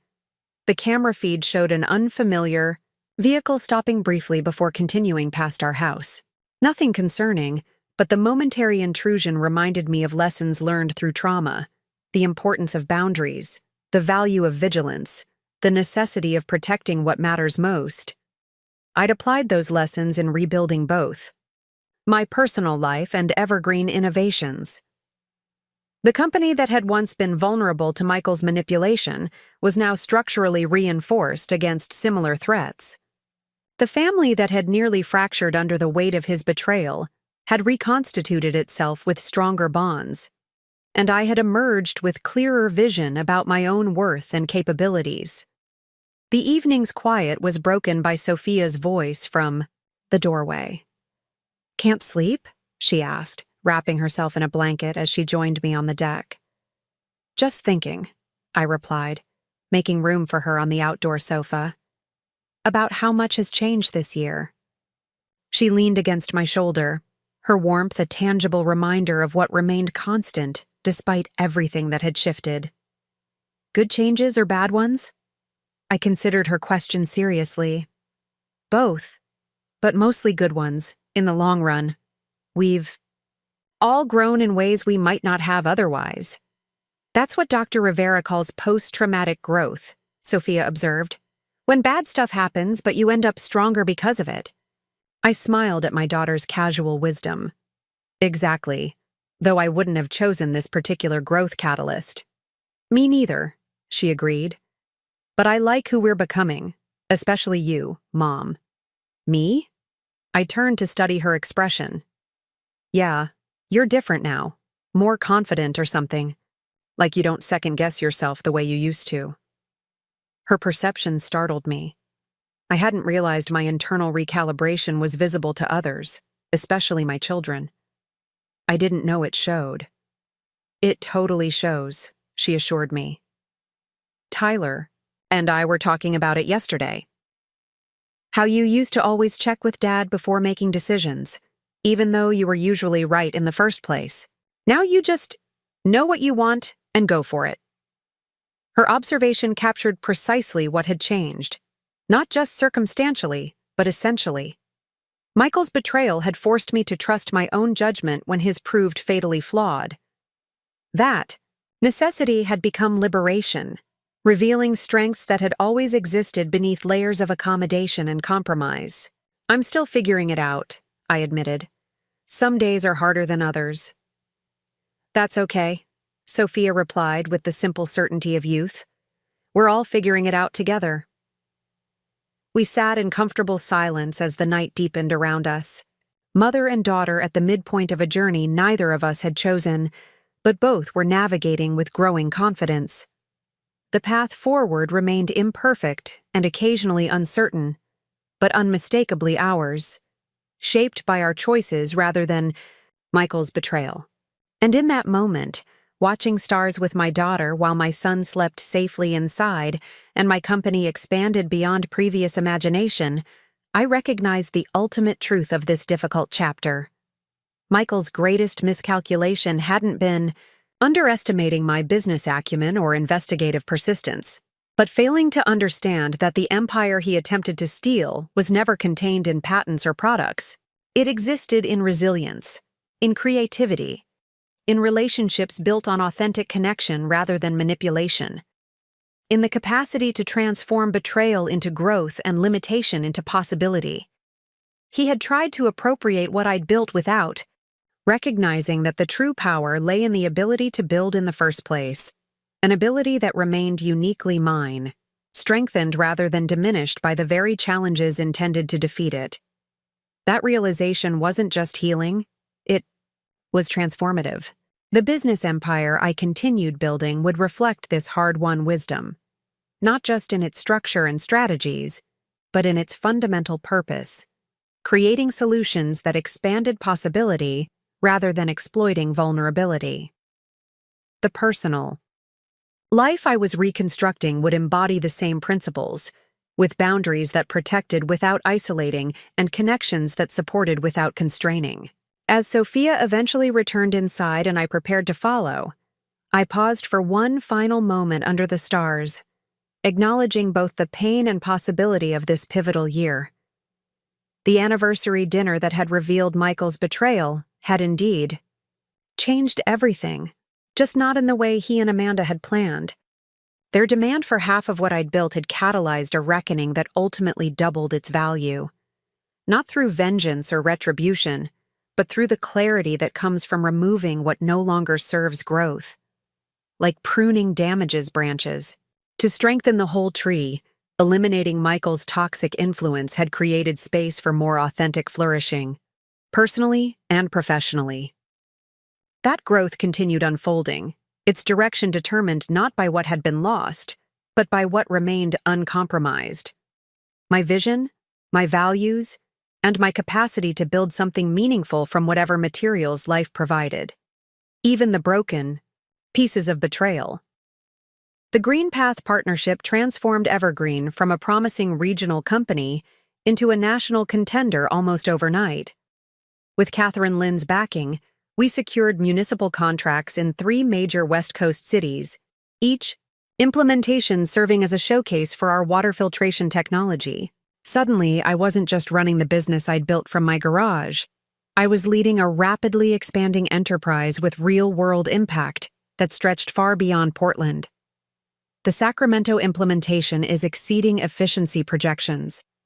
By 17%, Rachel reported during our quarterly review meeting. Their utility department is already asking about expanding to additional districts.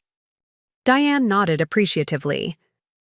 And the Portland pilot has generated inquiries from 5 other municipalities. We're going to need a dedicated government relations team if this momentum continues. I studied the growth projections on my tablet, a mixture of pride and apprehension washing over me. The numbers represented validation of everything I'd fought to protect from Michael's attempted theft, but they also signaled a fundamental shift in Evergreen's scale and complexity. We were approaching an inflection point that would require significant organizational changes and force me to evolve as a leader. We need to restructure, I acknowledged, setting down my tablet. Our current management approach won't scale with this growth trajectory. The executive team exchanged glances, likely relieved I'd recognized the elephant in the room. Evergreen had operated as an extension of my vision since inception, with decision-making centralized around my direct involvement. That model had worked when we were smaller, but it had become a bottleneck to expansion. I've been thinking about this, Diane ventured. What if we organized around core functions with greater autonomy? Research and development, implementation, client services, each with dedicated leadership reporting to you? And you need a COO, added our CFO, Marcus Tanner, a recent hire from a larger environmental services firm. Someone to manage daily operations while you focus on strategic direction and external relationships. Their suggestions made practical sense, but represented another layer of separation between me and the company that had been my primary focus for so long. Relinquishing direct control of daily decisions felt both necessary and unsettling, like sending a child to college, essential for growth but emotionally complex. You're right, I admitted after a thoughtful pause. Both suggestions. We'll implement a functional organizational structure and begin searching for a COO immediately. I turned to Diane, my longest-standing ally. Would you consider the operations role? There's no one I trust more with Evergreen's future. Surprise flashed across her face, followed by something more complicated. Hesitation mixed with ambition. I'm honored, she began carefully, but I'm not sure I'm the right fit. My strengths are in partnership development and external relations, not operational management. Her self-awareness impressed me. The Diane from our early startup days might have accepted out of loyalty, potentially struggling in a misaligned role. This more mature assessment reflected her own professional evolution. Fair point, I acknowledged. Then let's leverage those strengths properly. What about creating a Chief Partnerships Officer role focused on expanding our implementation network? Her expression brightened. That I could excel at. The meeting continued with productive discussion about restructuring options, each decision reinforcing the company's transition from founder-centered startup to maturing enterprise. By session's end, we had outlined a new organizational chart, with key positions to fill and internal candidates to develop. As the team filed out, Marcus lingered behind.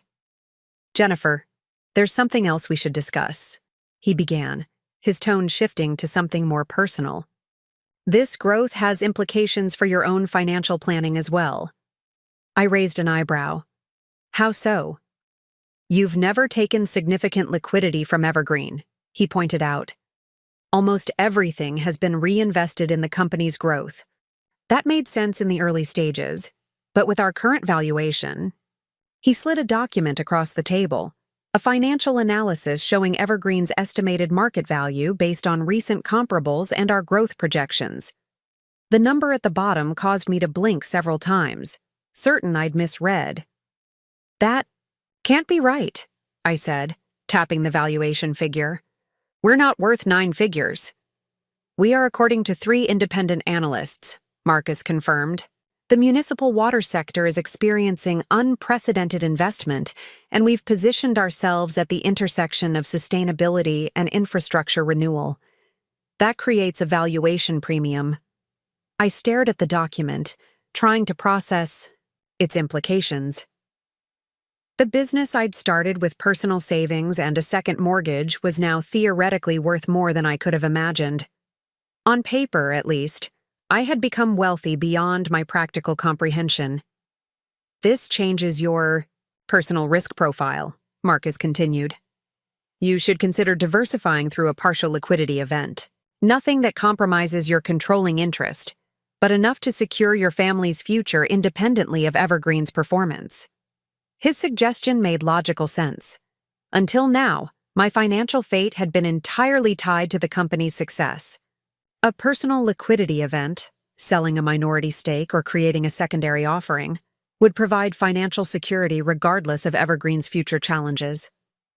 I'll think about it, I promised, folding the analysis into my portfolio. It's a lot to process. Driving home later, the financial revelation continued reverberating through my thoughts. The valuation represented more than personal wealth. It validated the vision Michael had dismissively called a hobby and the countless sacrifices made to nurture Evergreen through its vulnerable early years. The empire I'd built while he pursued his affair had become exponentially more valuable than either of us had anticipated. Sophia was setting the dinner table when I arrived home. her calculus textbook propped open beside plates and silverware, multitasking as usual. "Productive day?" she asked, noting my distracted expression. "Enlightening," I replied, setting down my briefcase. "Where's your brother?" "Debate team practice. Coach is prepping them for nationals." She closed her textbook, giving me her full attention. "You look like someone who just found out something big." My daughter's perceptiveness never ceased to amaze me. "That obvious, huh?"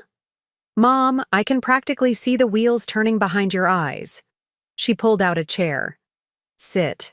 Talk." I complied, somehow unsurprised to find myself sharing significant business developments with my 15-year-old. "Evergreen is worth a lot more than I realized," I explained, simplifying the financial complexities.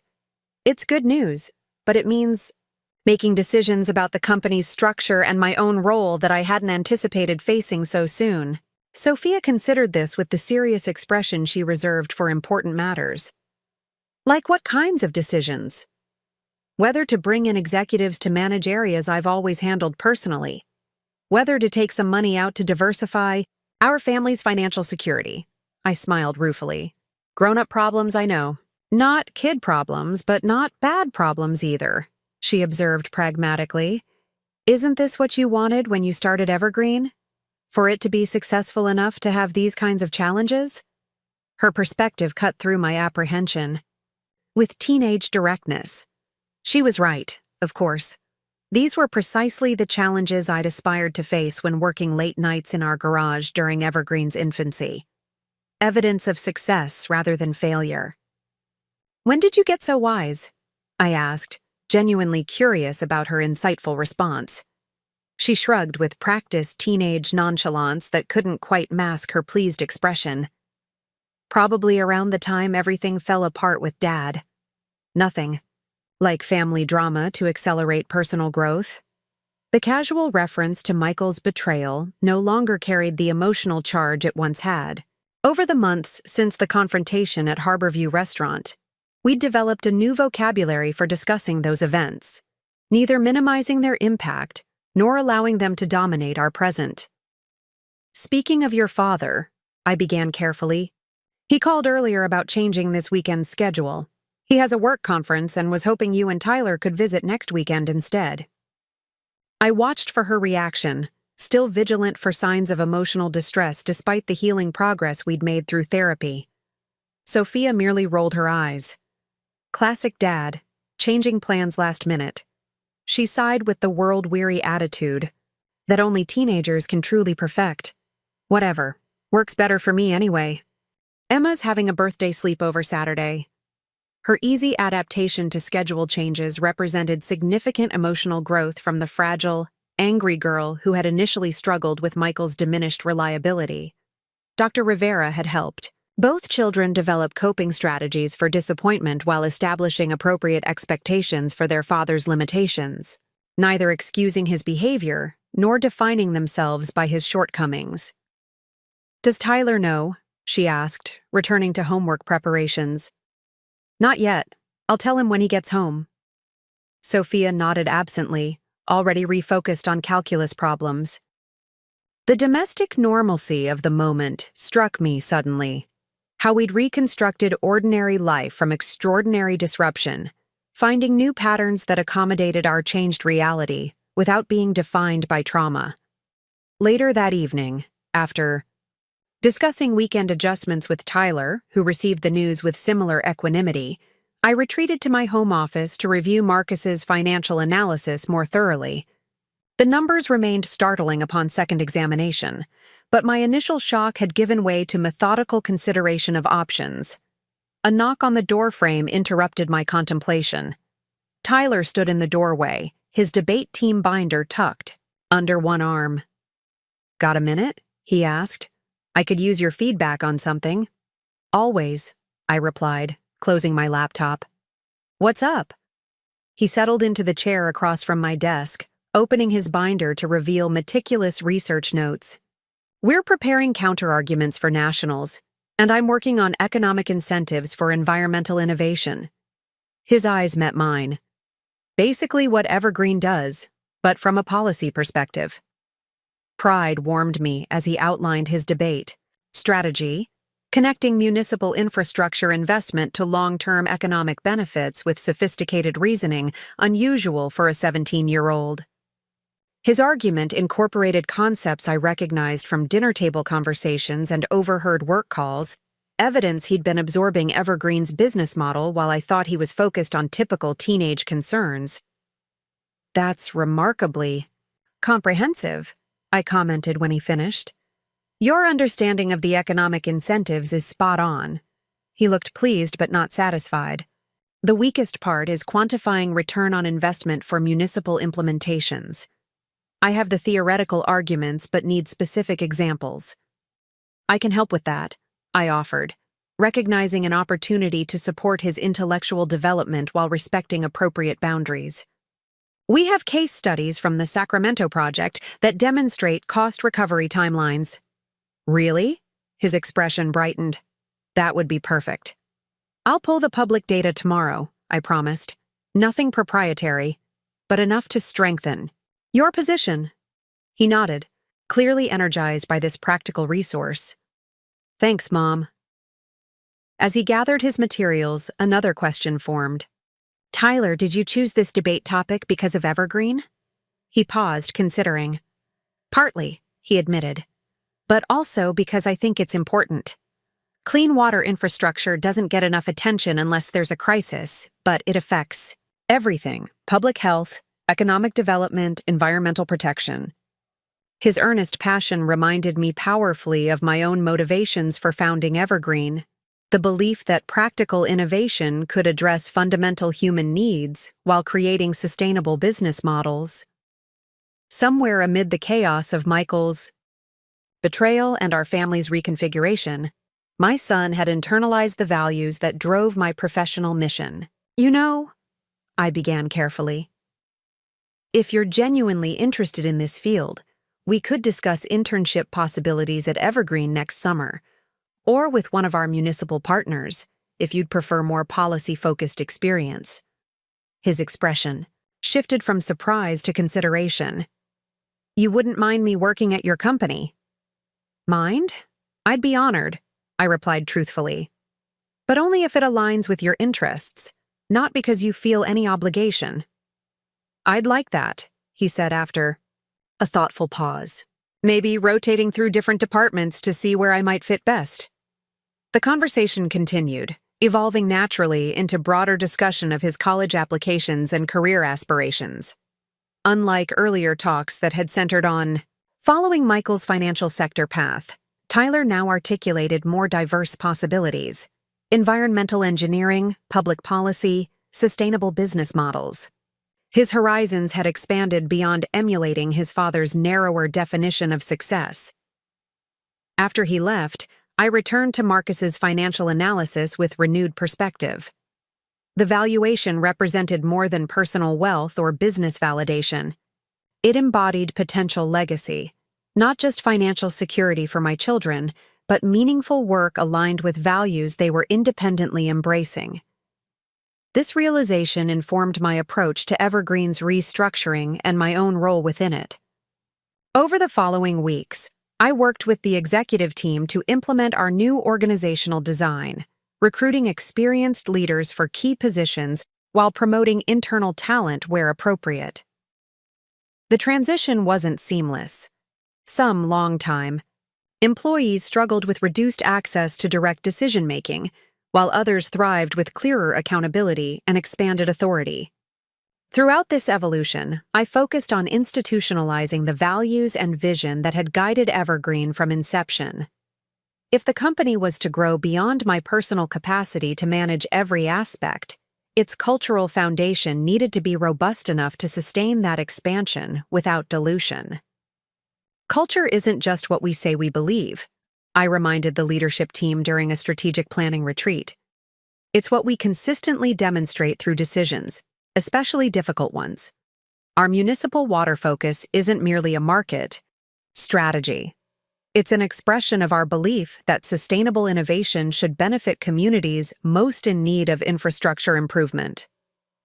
This clarity of purpose attracted talent aligned with our mission. The most significant addition was Dr. Layla Patel, a renowned hydrologist who left a prestigious academic position to join Evergreen as Chief Technology Officer.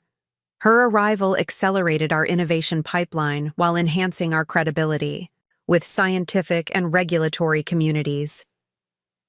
Your integration of environmental sustainability with practical implementation is unique, she explained during her orientation. Most companies emphasize one at the expense of the other. That balanced approach is what convinced me to leave academia. Dr. Patel's perspective validated the instincts I'd followed while building Evergreen's product strategy, often against Michael's more conventional profit-centered advice. His financial training had emphasized maximizing short-term returns, while my approach prioritized sustainable impact alongside commercial viability, a balance that now differentiated us in an increasingly competitive market. The irony wasn't lost on me. The very business philosophy Michael had criticized as idealistic was precisely what had created Evergreen's significant valuation and attracted partners like Catherine Lin and experts like Dr. Patel. His attempted theft had targeted the products of my innovation without understanding the values and vision that generated them, the true source of Evergreen's worth. This understanding informed my decision regarding personal financial diversification. After thorough consultation with independent advisors, I opted for a structured approach that balanced current liquidity with long-term growth potential. Rather than selling a significant equity stake, I created a personal liquidity plan through targeted distributions that maintained my controlling interest while establishing financial security, independent of Evergreen's future performance. This approach aligns your personal financial stability with Evergreen's continued success, my financial advisor confirmed. You're reducing concentration risk without compromising your leadership position or the company's strategic direction. The resulting financial security created space for considerations beyond immediate survival needs. For the first time since discovering Michael's betrayal, I could contemplate long-term plans without constraint, including personal aspirations beyond Evergreen's growth. "What do you want for yourself?" Dr. Rivera asked during one of our individual therapy sessions, now scheduled monthly rather than weekly, as my healing progressed. "Not for the company or the children, but for Jennifer specifically?" The question caught me off guard. I'd become so accustomed to defining myself through responsibilities to others, mother to Tyler and Sophia, leader to Evergreen's employees, provider for our household, that my personal desires remained largely unexplored. "I'm not sure," I admitted after a lengthy pause. "I haven't thought about it in those terms for a long time." "Perhaps it's time to start," she suggested. "The crisis phase has passed. Your children are thriving, your company is secure, and you've established financial independence. Those achievements create space for personal rediscovery." Her observation resonated with uncomfortable accuracy. I had defined recovery primarily through restoring what Michael's betrayal had threatened: family, stability, business continuity, financial security. Having largely accomplished those objectives, I faced the more nuanced challenge of defining what came next for me as an individual. This question lingered as I navigated Evergreen's continued expansion and my evolving relationship with Michael. Our interactions had settled into a restrained civility centered around co-parenting responsibilities, with occasional awkward encounters at school events or during custody transitions. The white-hot anger that had initially fueled my strategic response to his betrayal had cooled, replaced by something more complex. Not forgiveness exactly, but a diminished emotional investment in his choices and their meaning for my self-worth. This emotional distance was tested when Michael announced his engagement to Amanda during a routine co-parenting conversation. The news shouldn't have surprised me. They had continued their relationship after our confrontation, eventually moving in together officially once our divorce was finalized. Still, the formal acknowledgement of their commitment triggered unexpected feelings not easily categorized as jealousy or resentment, but rather a complex mixture of closure and lingering disappointment. "Congratulations," I replied after a pause, just long enough to be noticeable. "Have you told the kids?" "Not yet," he admitted, clearly relieved by my measured response. "I wanted to discuss it with you first. We're thinking about a small ceremony in the summer, nothing elaborate." "I appreciate the consideration," I acknowledged, recognizing the gesture of respect inherent in consulting me before discussing wedding plans with our children. "Tyler and Sophia should hear it from you directly, preferably in person." He nodded, hesitating before adding, "I've been thinking about what to say, how to frame it without seeming to disrespect what happened between us." The acknowledgement of our history represented growth on his part. The Michael who had orchestrated his elaborate betrayal would have prioritized his narrative convenience over emotional honesty with our children. "Just be straightforward," I advised. "They've processed a lot over the past year. Honesty about your choices now is the best way to rebuild trust with them." He studied me with newfound respect. "You've handled everything with remarkable grace, Jennifer. I don't know that I could have done the same in your position." The compliment landed awkwardly between us, neither fully accepted nor rejected. "It wasn't about grace," I clarified. "It was about priorities. The children needed stability more than I needed vengeance." We parted with renewed understanding of the parameters of our post-marriage relationship: civil, focused on shared parenting, responsibilities, but fundamentally altered by the choices that had led to our division. His engagement announcement closed a chapter that had technically ended with our divorce, but emotionally remained partially unresolved until this moment. Driving home, I reflected on how differently this news affected me now compared to the devastating impact it would have had a year earlier. The relationship that had once represented ultimate betrayal had been recontextualized through healing and growth, diminished in its power to define my self-perception or happiness. Tyler and Sophia received Michael's engagement announcement, with measured responses that reflected their individual processing styles. Tyler's reaction was characteristically pragmatic, more concerned with practical implications for custody arrangements than emotional symbolism.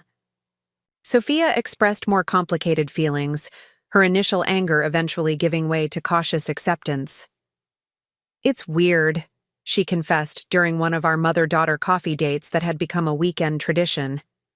"Part of me is still mad about how everything happened, but another part just wants him to be happy so he can be a better dad to us." "That's a remarkably mature perspective," I observed, impressed by her emotional intelligence. She stirred her latte thoughtfully.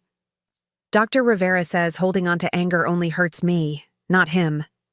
I'm trying to practice that mindset, even though it's hard sometimes."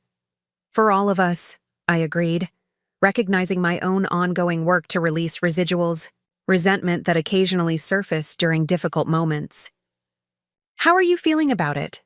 she asked, studying me with unsettling perceptiveness. "Really feeling, not just the 'I'm fine' answer?" I considered her question carefully, respecting her emotional maturity while maintaining appropriate parental boundaries. "Mostly at peace," I answered truthfully. "What happened between your father and me is finished. His new relationship is part of his life journey, not mine." She nodded, seemingly satisfied with my response. "That's basically how I want to feel about it eventually." "You'll get there," I assured her. "Processing these feelings isn't linear. Some days are easier than others, but the general trajectory moves toward acceptance." Our conversation shifted to school concerns and summer plans, the engagement, news already receding in emotional significance, a milestone noted rather than a crisis navigated. This normalization represented tremendous progress for both of us, transforming what might have been another traumatic disruption into merely an expected life development. This emotional resilience proved valuable as Evergreen faced its first significant implementation challenge with the Chicago Municipal Project. Unexpected geological conditions complicated our filtration system installation, requiring substantial engineering modifications and threatening both timeline and budget parameters. The bedrock composition isn't what preliminary surveys indicated, Dr. Patel explained during an emergency briefing. We're encountering significantly higher mineral content that affects filtration performance. We need to redesign portions of the intake system. The project manager's expression reflected appropriate concern. That modification will add at least 6 weeks to the timeline and approximately $800,000 to the budget. The contract penalties for delay could be substantial. The situation represented exactly the type of crisis that would have previously required my direct intervention and consumed my complete attention. Now, with our restructured organization, I found myself in a different role, providing strategic guidance rather than tactical direction. What options has the engineering team identified? I asked, maintaining focus on solutions rather than recriminations. Dr. Patel outlined 3 potential approaches, each with different implications for timeline, cost, and system performance. The technical details exceeded my expertise, but the strategic considerations aligned perfectly with my responsibility as CEO.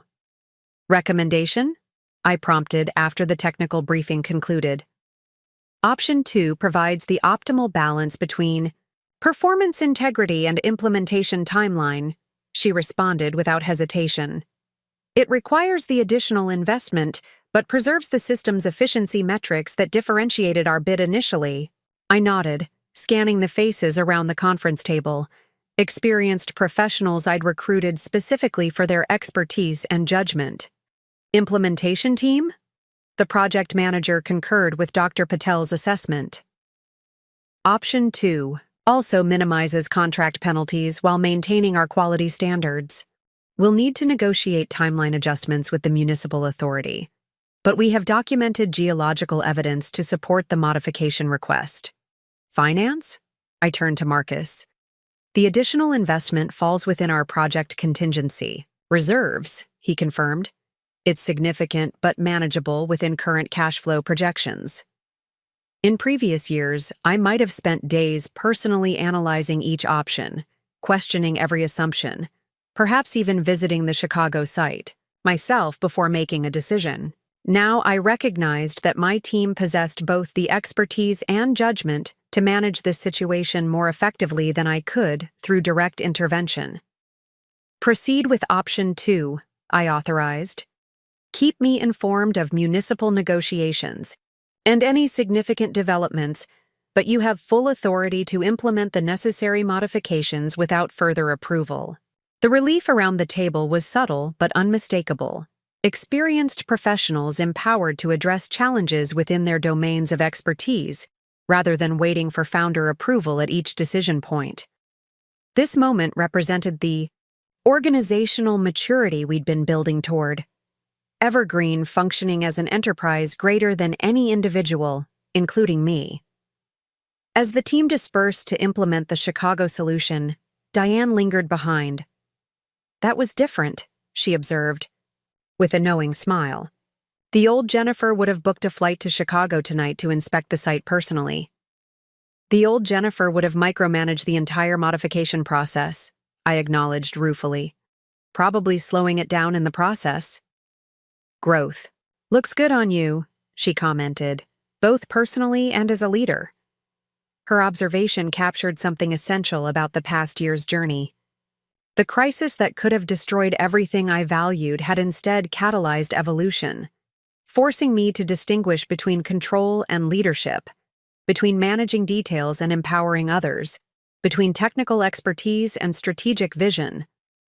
That evening, reviewing quarterly projections with newfound perspective, I recognized how thoroughly Michael's betrayal had transformed not just my personal circumstances, but my professional approach. The woman who had discovered her husband's affair and attempted intellectual property theft would never have delegated a critical decision like the Chicago modification. She would have insisted on maintaining control at every level, driven by fear of additional betrayal or failure. The leader I had become understood that true strength lay in building systems that didn't depend exclusively on my direct involvement. in creating an organization resilient enough to navigate challenges while maintaining fidelity to core values and vision. This wasn't abdication of responsibility, but its more mature expression. Leadership that multiplied impact through others rather than limiting it to personal capacity. This realization extended beyond professional contexts to personal relationships as well. The same evolution that enabled me to trust Evergreen's leadership team with critical decisions allowed me to respect Tyler's and Sophia's increasing autonomy as they matured.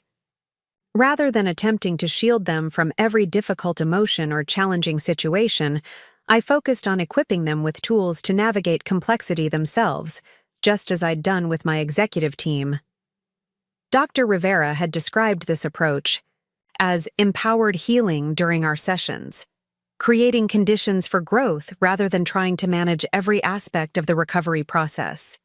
The wisdom of this methodology became increasingly evident as both my children and company demonstrated resilience I couldn't have manufactured through control alone.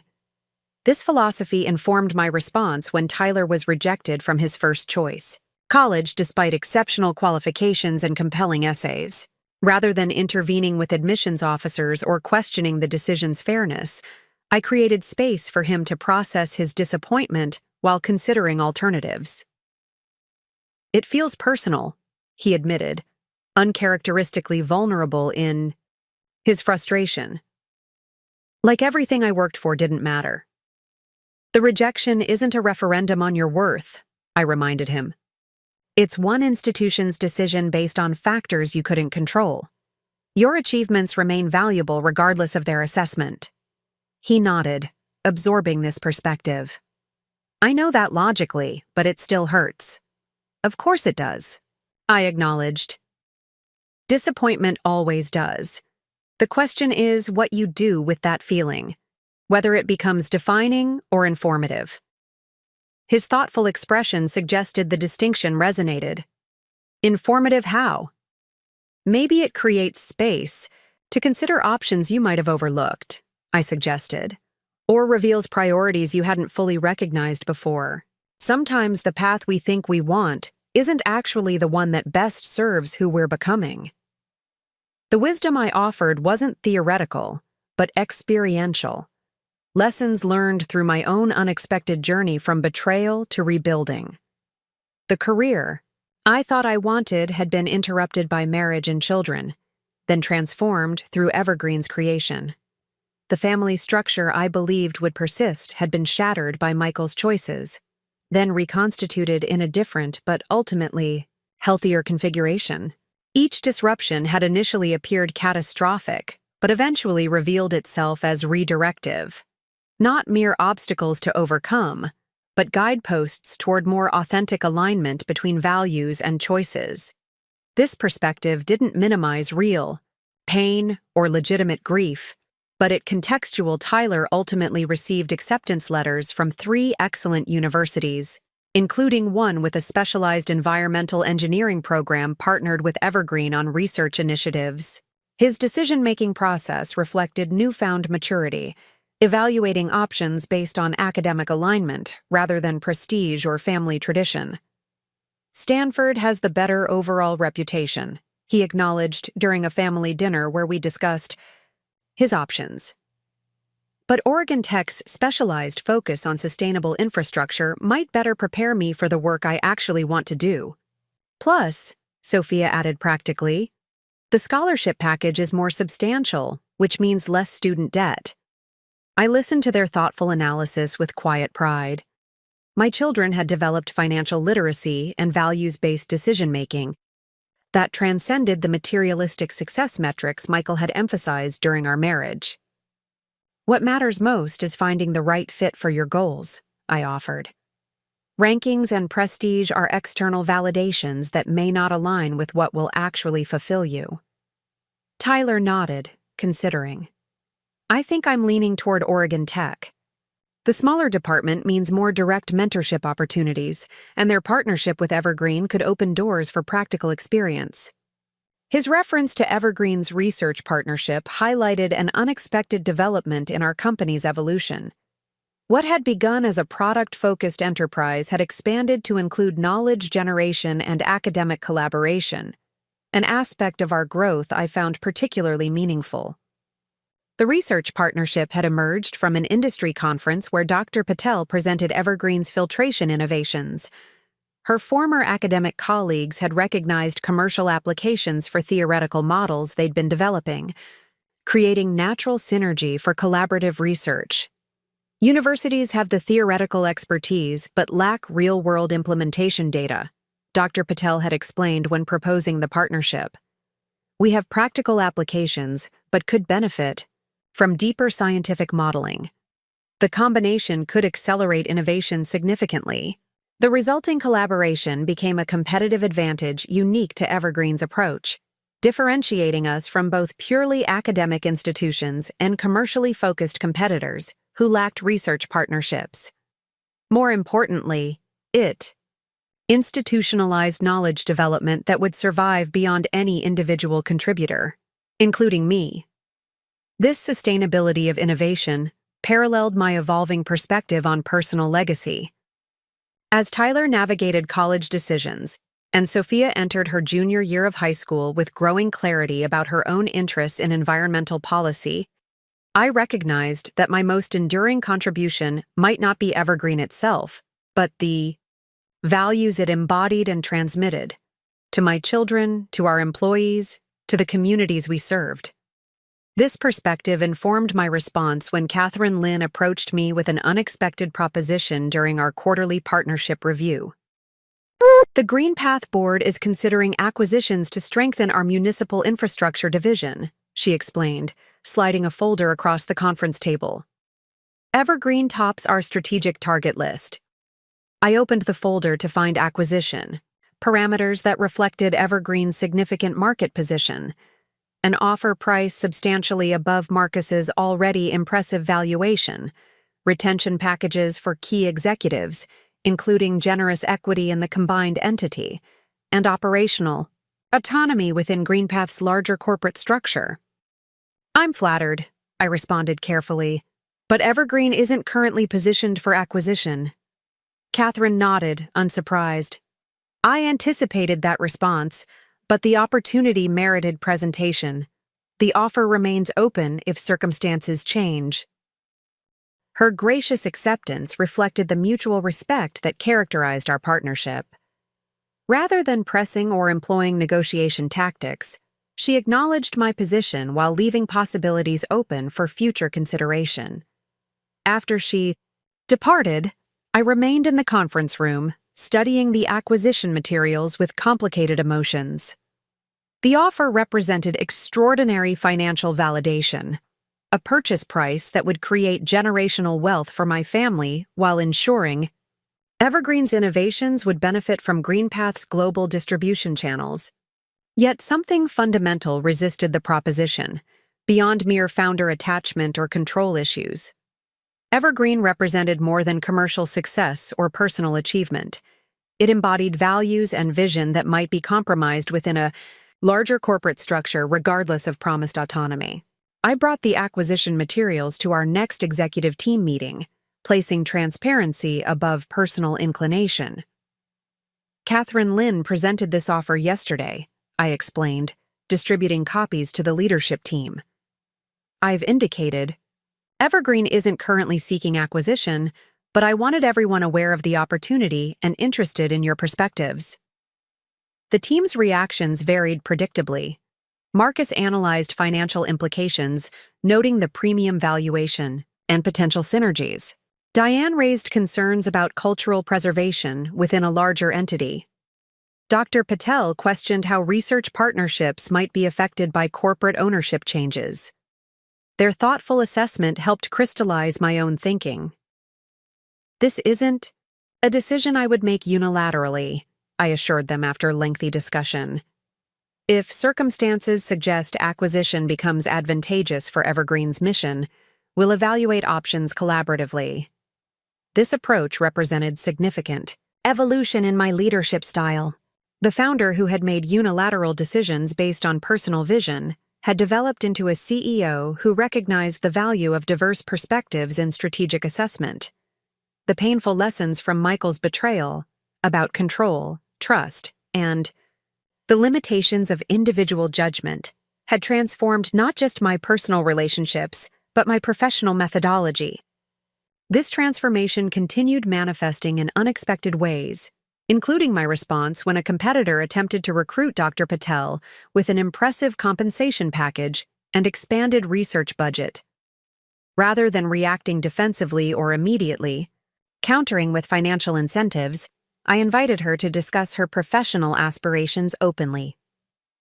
"I appreciate your transparency in sharing this opportunity," I told her during a private conversation in my office. "Beyond compensation, what aspects of the position appeal to you?" Her expression reflected surprise at the question's focus. "The dedicated research division would provide resources for experimental approaches that might not have immediate commercial applications," she acknowledged, "and the academic publication support would maintain my scientific credibility." I nodded, genuinely interested in her professional development rather than merely retaining her services. "Those are legitimate considerations for someone with your expertise and reputation. But I value Evergreen's implementation focus," she continued. "Theory without application has limited impact. The balance here between innovation and practical deployment aligns with my personal mission." Rather than leveraging this sentiment to secure her continued employment, I focused on addressing the legitimate professional needs she'd identified. "What if we established a formal research division within Evergreen? Not just our current application-focused development, but dedicated resources for exploratory innovation with appropriate academic partnership?" Her expression shifted from polite resignation to genuine interest. "That would address my primary consideration, but the budget requirements would be substantial." "Present me with a proposal," I invited. "If it advances Evergreen's long-term innovation capacity while supporting your professional development, we'll find appropriate resources." The conversation ended without immediate resolution. She would consider both opportunities and make her decision based on professional alignment rather than loyalty pressure. This approach represented trust in both her judgment and Evergreen's inherent value proposition, moving beyond traditional retention tactics to authentic engagement with talented contributors' legitimate aspirations. Dr. Patel ultimately declined the competitor's offer, instead developing a comprehensive proposal for Evergreen's advanced research division that became a cornerstone of our innovation strategy. The division formalized our academic partnerships while creating space for exploratory research beyond immediate commercial applications, expanding our innovation pipeline while enhancing our reputation within scientific communities.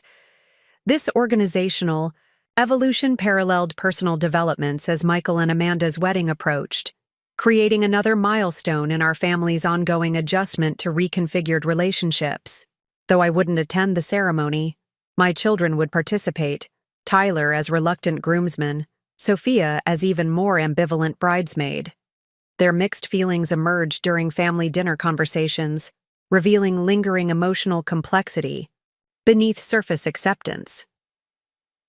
"Dad wants the perfect blended family picture," Sophia observed with characteristic directness. "Like we've all just moved on and everything's fine now." "Are you uncomfortable participating?" I asked carefully, maintaining neutral expression to avoid influencing her response. She considered the question seriously. "Not uncomfortable exactly, just, I don't want to pretend this is all normal and great. It still feels weird that he's marrying someone who helped him lie to us." Tyler, typically more reserved about emotional matters, surprised me by adding, "I told Dad I'd stand up with him because it's important to him, but I'm not going to fake being thrilled about it." Their honest assessment reflected healthy boundary development, agreeing to participate out of respect for their relationship with Michael while maintaining appropriate emotional authenticity. Dr. Rivera had described this balance as engaged detachment, remaining connected without compromising personal truth or ethical clarity. "That seems like a reasonable approach," I affirmed. "You can support your father's new chapter without pretending the path here was acceptable." Sophia studied me with characteristic perceptiveness. Are you really okay with this? With them? Getting married after everything? The question deserved honest response, calibrated for parental appropriateness while respecting her emotional intelligence. Their marriage represents closure on a difficult chapter, I answered truthfully. Michael deserves the opportunity to build a more honest relationship than the one we had at the end. Whether that's possible with the same person who participated. In his deception is their challenge to navigate, not mine. My genuine indifference to Michael's marriage surprised even me, evidence of emotional healing that had transformed betrayal's acute pain into distant memory. The relationship that had once defined my daily existence had become biographical history rather than active influence on my present happiness or future possibilities. This emotional liberation created space for unexpected developments in my personal life, including a coffee meeting with James Whitaker, the architect redesigning Evergreen's headquarters to accommodate our expansion. What began as a professional discussion about sustainable building materials evolved into wide-ranging conversation about environmental design philosophy, community revitalization, and personal narratives. Sorry, he apologized after sharing his journey from corporate architecture to sustainability-focused design. I'm monopolizing the conversation. Not at all, I assured him. It's fascinating how your professional evolution parallels Evergreen's development, moving from conventional approaches to sustainability-centered innovation. His smile revealed subtle laugh lines that complemented thoughtful eyes. And yours too, from what I've gathered. Founding Evergreen represented significant redirection from your original legal career, didn't it? The conversation continued well beyond our scheduled time, transitioning from professional topics to personal interests and values. His thoughtful questions suggested genuine curiosity rather than polite professional engagement, while his occasional self-deprecating humor revealed refreshing authenticity. As we finally prepared to leave, he hesitated briefly before asking, "Would you be interested in continuing this conversation over dinner sometime? Strictly personal rather than professional." The invitation caught me by surprise, not because it was unwelcome, but because I hadn't considered dating possibilities since before Michael's betrayal. My life had been so thoroughly occupied with family reconstruction and business leadership that romantic considerations hadn't entered my conscious awareness. "I'd like that," I heard myself respond before overthinking could intervene. Though, full disclosure, I haven't dated in nearly 20 years, so my skills might be rusty. His laugh held genuine warmth. Coincidentally, neither have I since my divorce 10 years ago. We can be awkward together. The dinner that followed several days later continued our comfortable conversation, revealing complementary values and compatible perspectives, alongside respectful differences in approaching creative challenges. James's thoughtful questions and attentive listening created space for authentic exchange rather than performative impression management that often characterizes early dating interactions. "May I ask about your ex-husband?" he ventured carefully. "Over dessert." "Only share what you're comfortable discussing, of course." The question would have triggered defensive withdrawal months earlier. Now, with emotional distance established through healing, I could discuss Michael's betrayal as historical fact rather than active wound. The short version involves infidelity with his assistant and attempted theft of my company's intellectual property, I explained with remarkable equanimity. The longer version required several months of therapy to process fully. His expression reflected appropriate concern without uncomfortable pity. That's significantly more complicated than my grew in different directions divorce narrative. It certainly made for an eventful 41st year, I acknowledged with the dark humor that had emerged during recovery. But ultimately catalyzed growth I might not have experienced otherwise. Our conversation continued with similar candor about past relationships, current priorities, and future aspirations, creating foundation for potential connection based on authentic understanding rather than curated presentation. By evening's end, We had established comfortable rapport that acknowledged romantic possibility without pressured expectations. "I've enjoyed this," James said as he walked me to my car. "Would you be open to doing it again?" "I would," I confirmed, surprised by my own readiness for this unexpected development. Though full transparency, my life involves two opinionated teenagers and a demanding leadership role that limits spontaneity. "Transparency appreciated," he replied with a smile. "Mine involves frequent travel for sustainable building consultations and an elderly golden retriever who considers himself entitled to half my bed." The exchange's lighthearted honesty established parameters for potential relationship development, appropriate to our life stages and responsibilities, neither rushing toward premature intensity nor dismissing genuine connection through excessive caution. This unexpected personal development coincided with significant milestone in Evergreen's evolution: completion of our headquarters expansion, designed by James's firm to embody sustainable building principles while accommodating our growing organization. The building's innovative features, renewable energy integration, water reclamation systems, and biophilic design elements, manifested our company values in physical form while creating collaborative spaces that reinforced our evolving culture. The headquarters dedication ceremony represented opportunity to articulate Evergreen's mission to assembled employees, partners, and community representatives. Standing before the gathered audience, I reflected on the journey from garage startup to industry leader, a path marked by challenges overcome and opportunities seized. Evergreen began with a simple question, I told the assembled group. How might we transform water infrastructure from resource depletion to sustainable regeneration? That question has guided our innovation through expanding applications and organizational growth, remaining our North Star as markets and methods evolved. I gestured toward the building behind me, its living walls and solar integration representing physical manifestation of our corporate values. This headquarters embodies our commitment to alignment between stated principles and operational practices. The same filtration technology preserving municipal water resources across the country reclaims rainwater from this roof for internal use. The solar arrays powering our research labs reflect the renewable energy integration we advocate in infrastructure design. The symbolism resonated beyond architectural features to organizational philosophy. Most importantly, this building creates space for collaboration across disciplines and functions, recognizing that our greatest innovations emerge from diverse perspectives focused on shared mission. The solutions we create together will transcend what any individual could develop in isolation. This commitment to collaborative innovation rather than founder-centered control represented my most significant personal evolution as leader.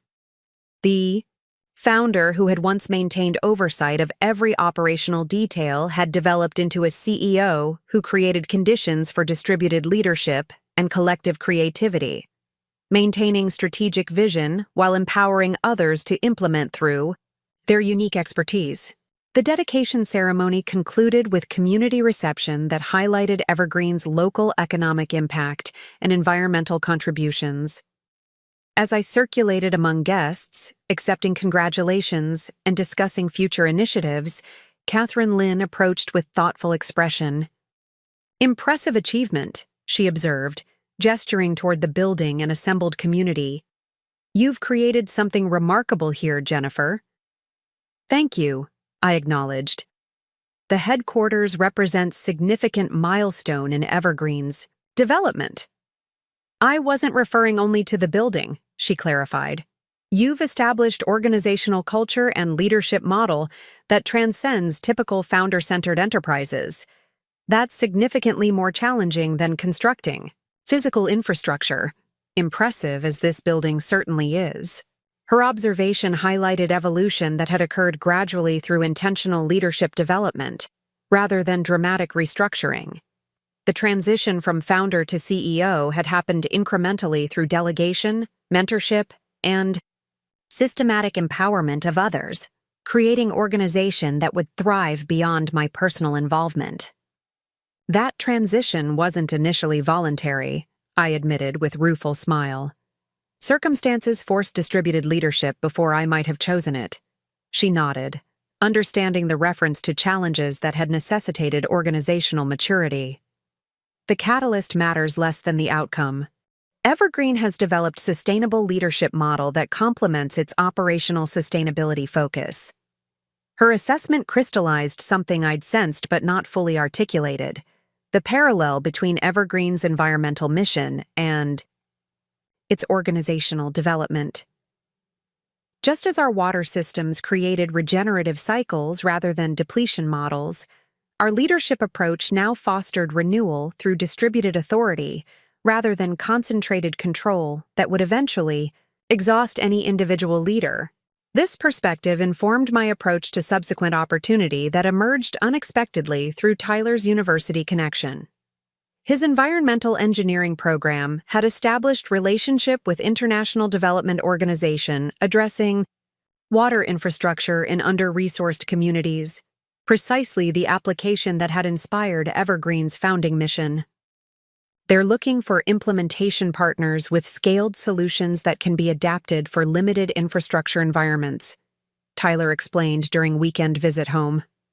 I mentioned Evergreen's municipal systems, and their director was immediately interested. Would you be willing to meet with them? The inquiry represented potential expansion beyond Evergreen's established market into international development. Opportunity aligned with our mission but requiring significant adaptation of existing business models. Rather than making unilateral assessment, I convened cross-functional team to evaluate feasibility and strategic alignment. The technical modifications are feasible, Dr. Patel confirmed during evaluation meeting. Our modular design architecture allows reconfiguration for lower resource environments without compromising core filtration efficiency. The financial model requires reconceptualization, Marcus added. Traditional ROI metrics won't apply, but alternative funding sources through development partnerships could create sustainable implementation structure. This aligns perfectly with our mission, Diane observed, but requires expertise we don't currently possess in international development contexts and humanitarian partnerships. Their balanced assessment reflected mature organizational decision-making, considering opportunity through multiple perspectives without either impulsive enthusiasm or reflexive risk aversion. The founder-centered organization might have pursued inspiring mission without pragmatic evaluation. The overly cautious corporation might have rejected unfamiliar opportunity despite mission alignment. If we proceed, I summarized after thorough discussion, we'll need to establish dedicated division with appropriate expertise and partnership approach distinct from our commercial operations. Thoughts on leadership for this initiative? The question represented further evolution in my leadership approach, recognizing opportunity to develop others through strategic initiative rather than automatically assuming direct oversight of significant new direction. The founder-centered leader would have retained personal control of meaningful expansion. The mature CEO created leadership development opportunity through thoughtful delegation. Rachel Carter has relevant background, Diane suggested, referencing my executive assistant's previous experience with international nonprofits. She's expressed interest in greater responsibility, and her project management skills are exceptional. The recommendation surprised me, as I hadn't considered Rachel for leadership role despite her demonstrated capabilities. My hesitation reflected lingering blind spot, viewing long-term executive assistant primarily through support role rather than recognizing leadership potential demonstrated through increasingly complex project management. Excellent suggestion, I acknowledged, mentally noting this oversight for further reflection. Let's discuss development plan that would prepare her for this responsibility while assembling appropriate team. The international initiative took shape through collaborative planning rather than top-down direction, with Rachel's increasing involvement reflecting growth opportunity for promising talent. This approach reinforced Evergreen's evolving culture, creating leadership pathways beyond conventional hierarchies while ensuring strategic initiatives received appropriate expertise regardless of organizational position. This organizational maturity paralleled family developments as Tyler and Sophia navigated their own growth milestones. Tyler's first semester at Oregon Tech yielded both academic success and expanded perspective. His occasional calls home reflecting emerging adult identity distinct from either parent's influence. "We're studying filtration models that remind me of Evergreen's early designs," he shared during one such conversation. "But I'm seeing limitations I never noticed before." "What kind of limitations?" I asked, genuinely interested in his developing expertise. The regeneration cycles work beautifully in controlled environments, but struggle with irregular precipitation patterns. Climate change is creating exactly those irregularities in many regions. His observation reflected technical insight alongside meaningful personal development, the capacity to constructively critique even admired systems rather than accepting established approaches without question. This intellectual independence represented healthy maturation beyond both modeling and reaction against parental influence. Sophia's development manifested differently as she entered senior year, focused on environmental policy and social justice, interests that complemented Evergreen's mission while establishing her distinct identity. Her college applications targeted programs that combined these interests, reflecting values-based decision-making similar to Tyler's process, but expressing her unique priorities and strengths.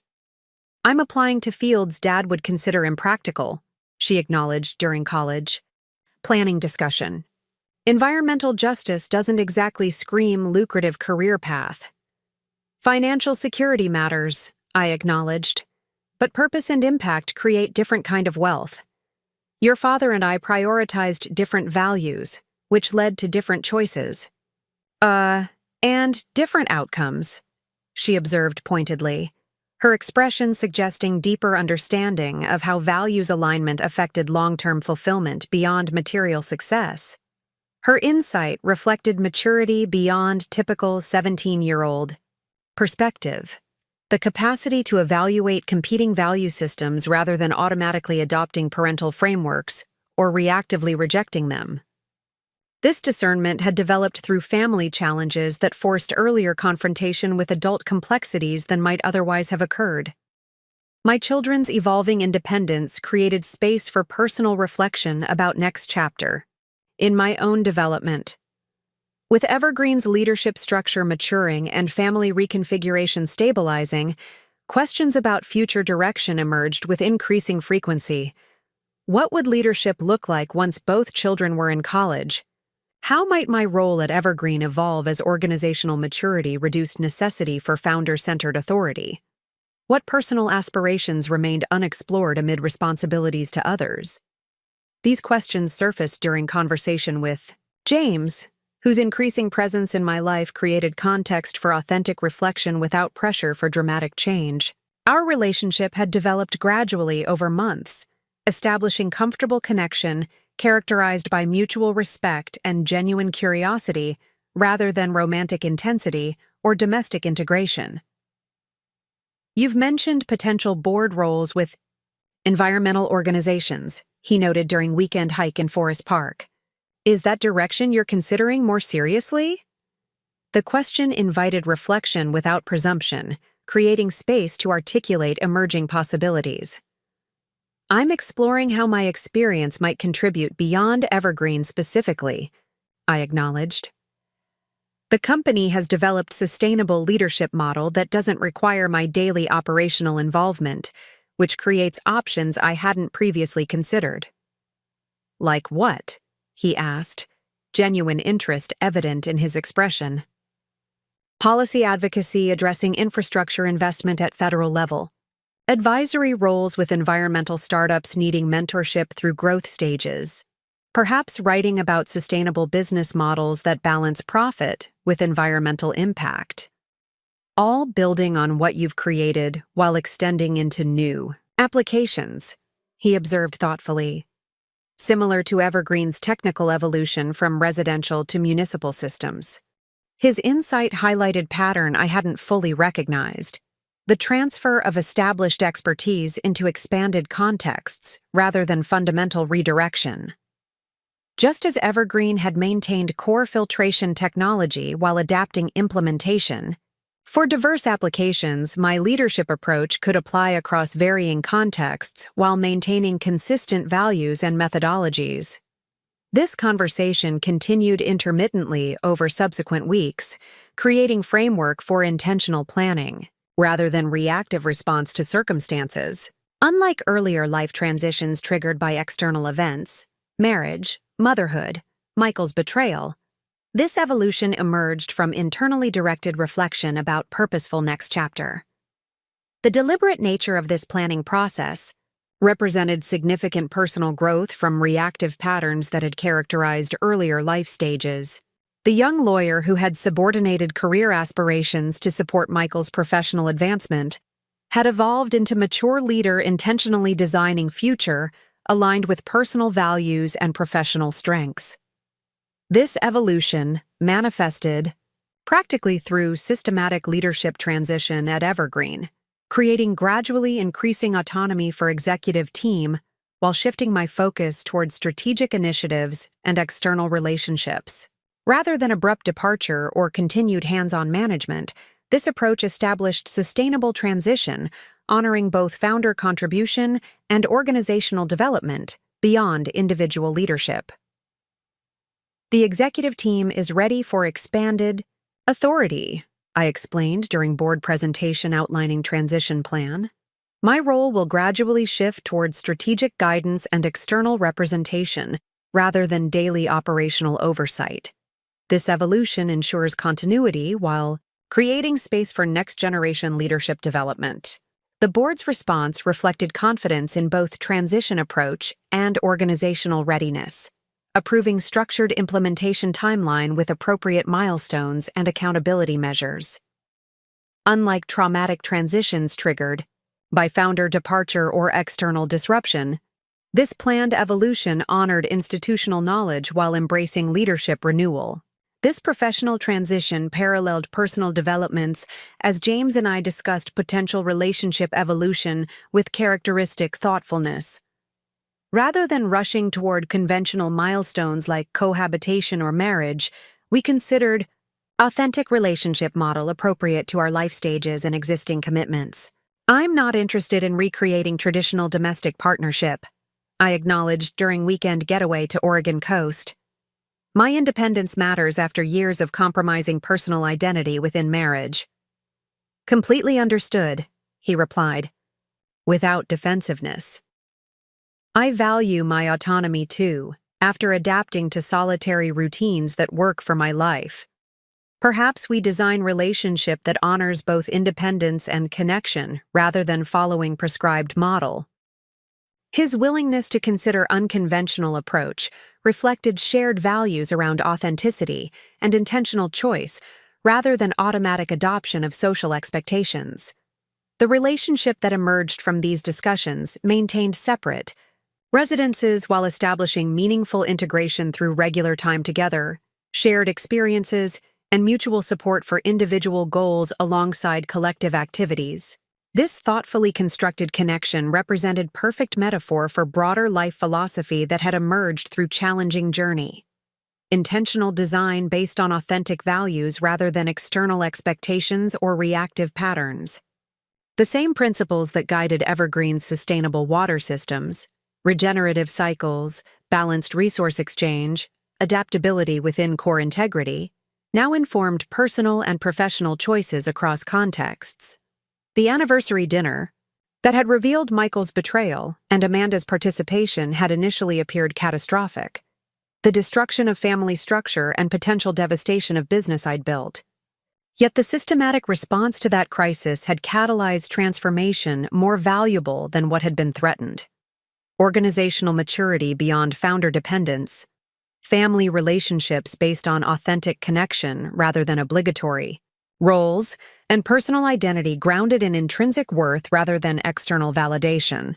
This perspective crystallized during Evergreen's 5th annual Sustainability Summit, where industry leaders gathered to discuss environmental innovation and implementation challenges. Standing at podium to deliver opening remarks, I surveyed assembled audience representing journey from isolated startup to industry influence, partners, competitors, policy advocates, and academic collaborators united by shared commitment to environmental impact through practical innovation. Sustainable systems require both resilience and adaptability, I began, the principle applying equally to organizational development and personal growth. The capacity to maintain core integrity while evolving in response to changing conditions. The balance between preservation and transformation that characterizes truly regenerative models. The audience's engaged attention reflected recognition of truth that transcended technical application to broader philosophy. Evergreen's journey embodies this balance, maintaining founding mission while evolving implementation approaches as context changed.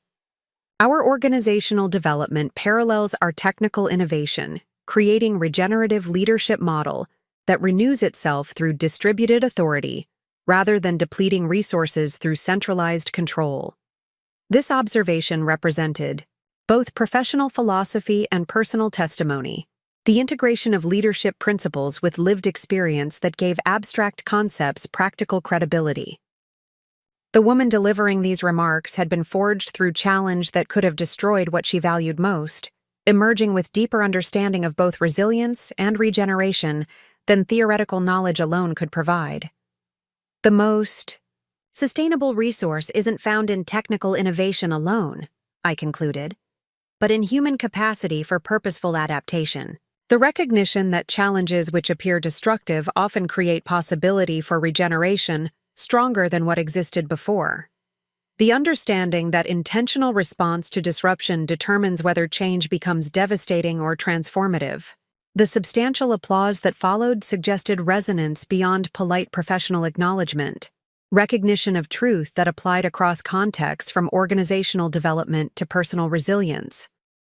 The principles that had guided Evergreen's evolution from garage startup to industry leader had paralleled my own journey from betrayed spouse to empowered individual, creating integrated philosophy, authentically embodied rather than artificially adopted. As Summit continued with technical presentations and implementation case studies, I found myself reflecting on distance traveled from that devastating anniversary dinner. Not just chronologically, but developmentally. The woman whose husband and his mistress had demanded half of her business. Empire had responded not with helpless victimization, but with strategic reclamation of what truly mattered, ultimately creating something more valuable than what had been threatened. The empire I'd built while Michael pursued his affair had never been contained in technical patents or corporate valuation, though those certainly represented meaningful achievement. Its true substance existed in values manifested through action, in relationships based on authentic contribution rather than exploitation, in purpose-driven innovation that transcended profit motivation without ignoring financial sustainability. That empire continued expanding not through defensive protection but through generous transmission, to children developing their own purpose-aligned paths, to employees growing through leadership opportunities, to communities benefiting from sustainable infrastructure, to industry influenced by demonstrated alternatives to extractive business models.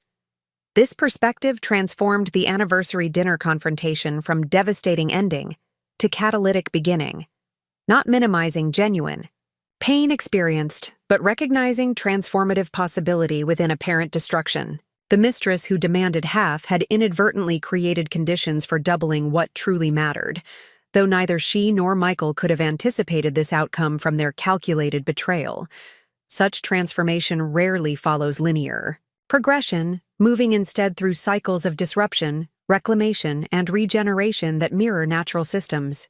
The sustainable business empire built amid personal betrayal embodied this cyclical renewal, maintaining core integrity while evolving through challenge into more resilient manifestation of founding vision.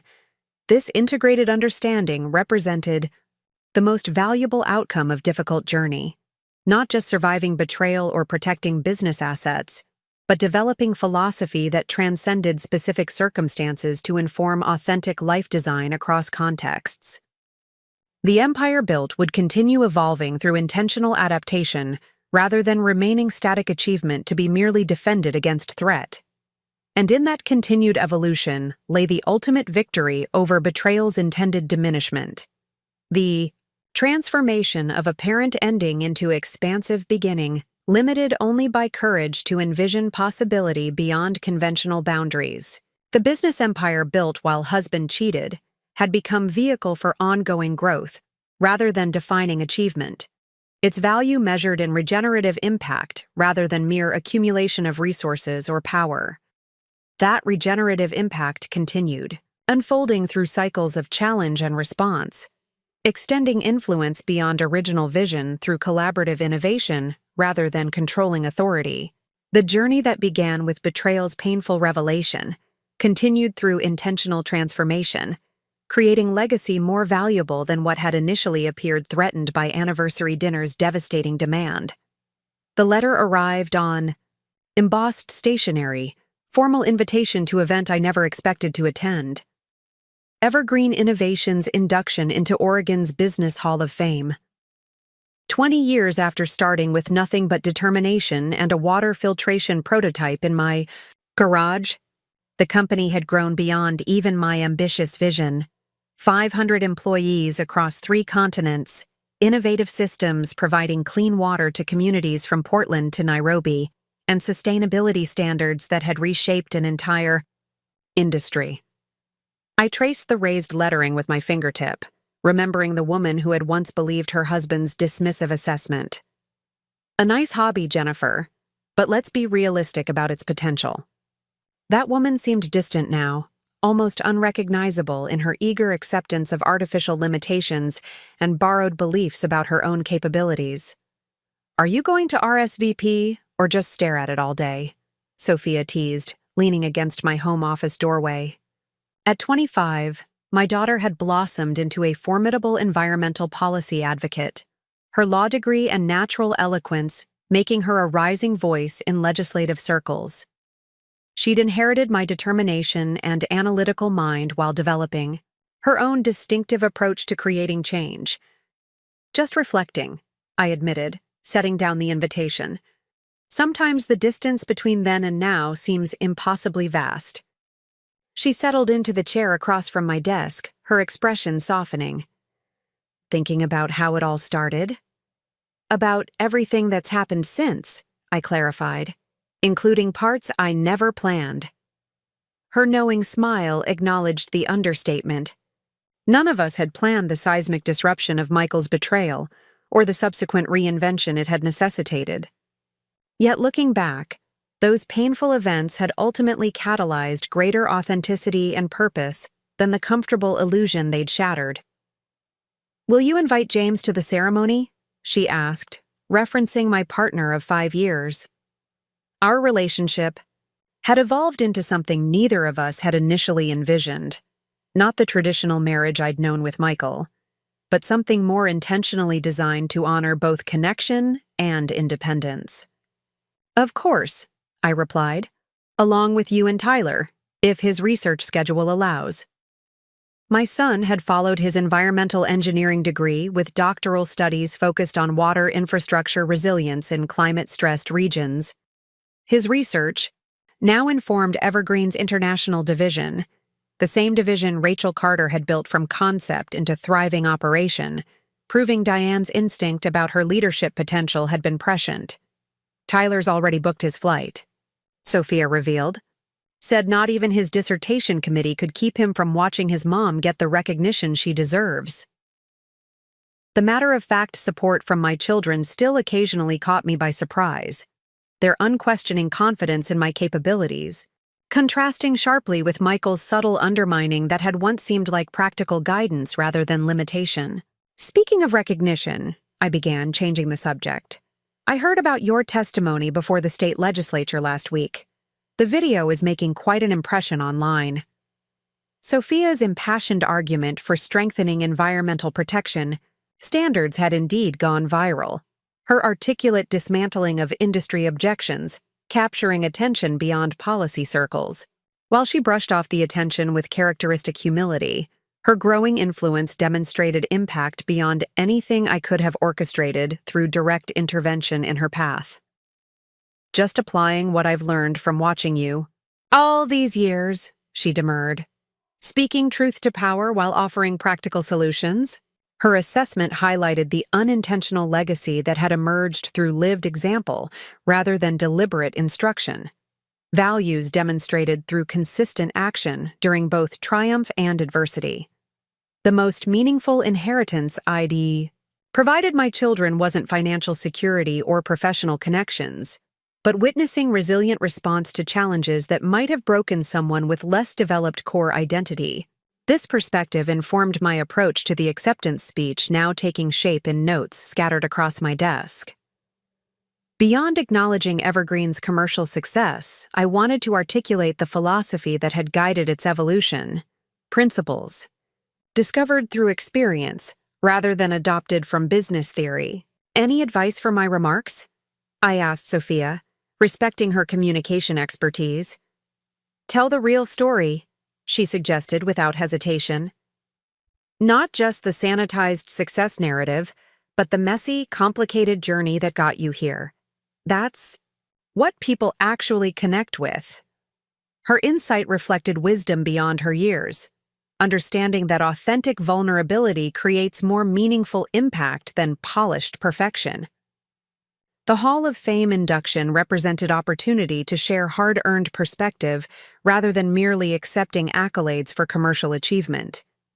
This approach characterized the speech I ultimately delivered before assembled business leaders, government officials, and Evergreen team members. Standing at the podium in the historic downtown hotel ballroom, I surveyed faces representing different chapters of a journey, more circuitous than anyone could have anticipated. Conventional business narratives focus on strategic brilliance and visionary leadership, I began, setting aside prepared remarks for more authentic communication. The mythology of the founder who perfectly anticipated market evolution and flawlessly executed expansion plans. My experience suggests a different reality, one where unexpected disruption often catalyzes more meaningful growth than careful planning alone could generate. The audience's attention sharpened, recognizing departure from standard acceptance platitudes toward something more substantive. 20 years ago, Evergreen began with straightforward mission, creating residential, water filtration systems that balanced sustainability with practical performance. That mission expanded through opportunities I neither predicted nor initially welcomed, challenges that forced adaptation beyond comfortable limitations. Without mentioning Michael specifically, I acknowledged the personal crisis that had necessitated evolution beyond founder-centered leadership. Circumstances required developing organizational structure not dependent on any individual's direct control, distributed authority that ultimately created more resilient enterprise than centralized management could sustain. From front row, James offered encouraging smile, understanding the diplomatic reference to transformation catalyzed through betrayal's painful disruption. Beside him, Tyler and Sophia exchanged knowing glances, recognizing the understated description of family reconfiguration that had ultimately strengthened, rather than diminished, our collective resilience. The most valuable business lessons emerged, not through strategic planning but through necessity's demands, I continued.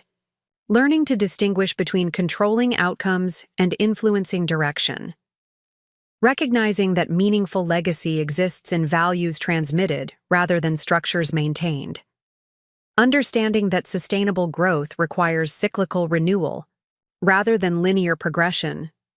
These insights reflected integrated philosophy developed through lived experience rather than abstract theory, principles equally applicable to organizational development, family relationships, and personal growth. The business empire built amid personal betrayal had become vehicle for discovering universal truths rather than merely accumulating commercial success.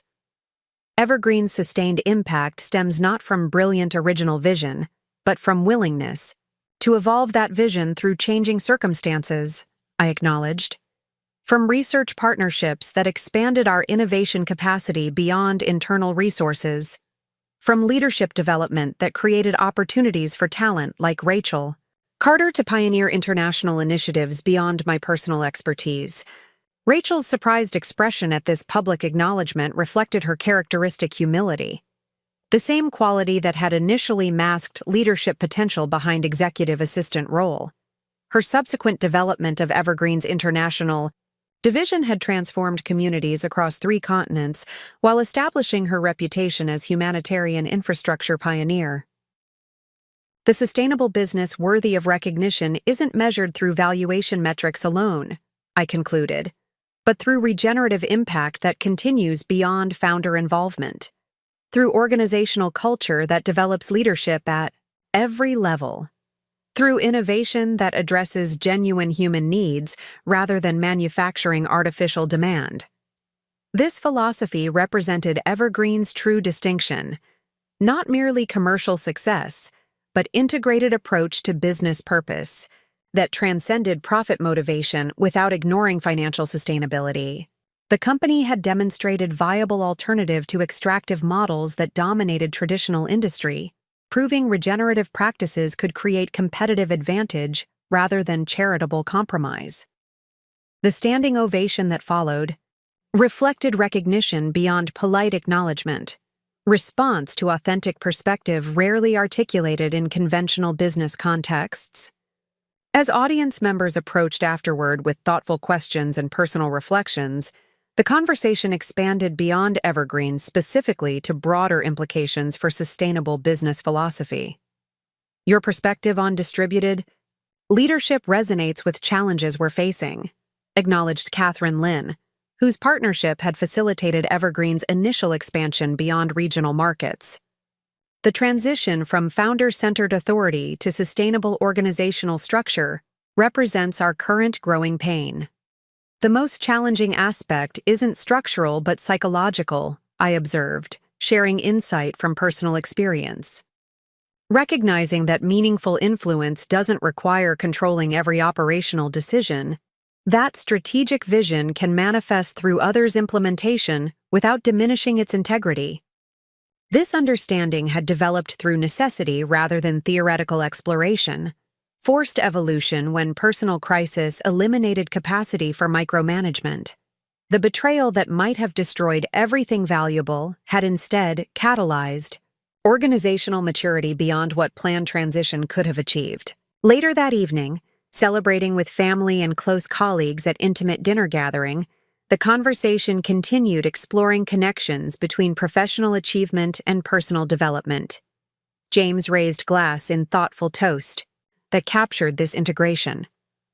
To building something that reflects your values while creating space for others to contribute their unique gifts. His understanding highlighted why our relationship had flourished while maintaining unconventional structure.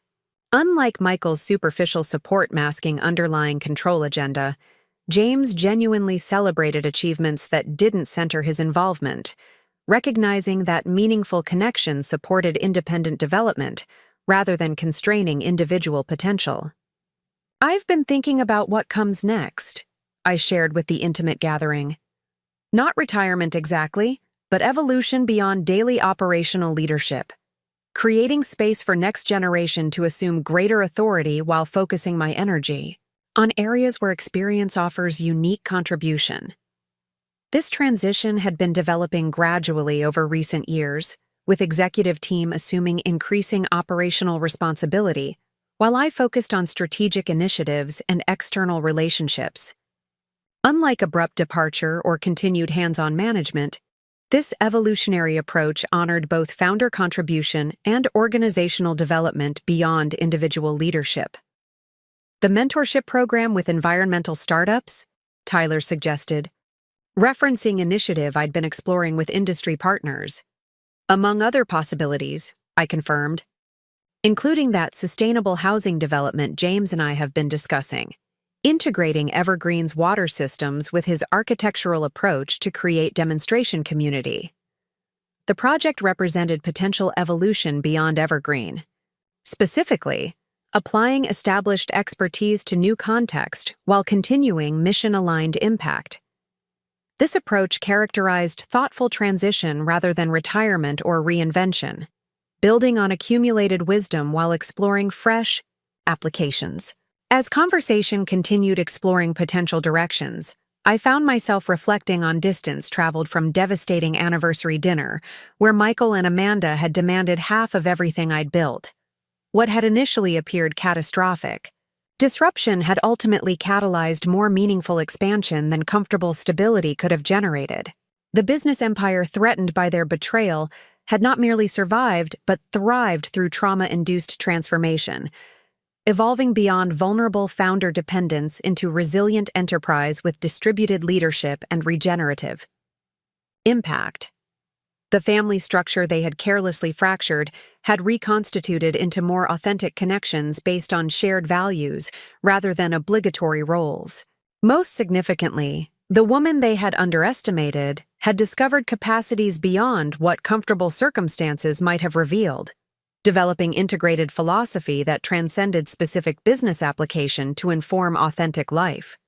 Design across contexts. The empire built while husband cheated had ultimately created foundation for ongoing evolution rather than static achievement requiring defensive protection. This perspective transformed the anniversary dinner confrontation from devastating ending to catalytic beginning, not minimizing genuine pain experienced, but recognizing transformative possibility within apparent destruction.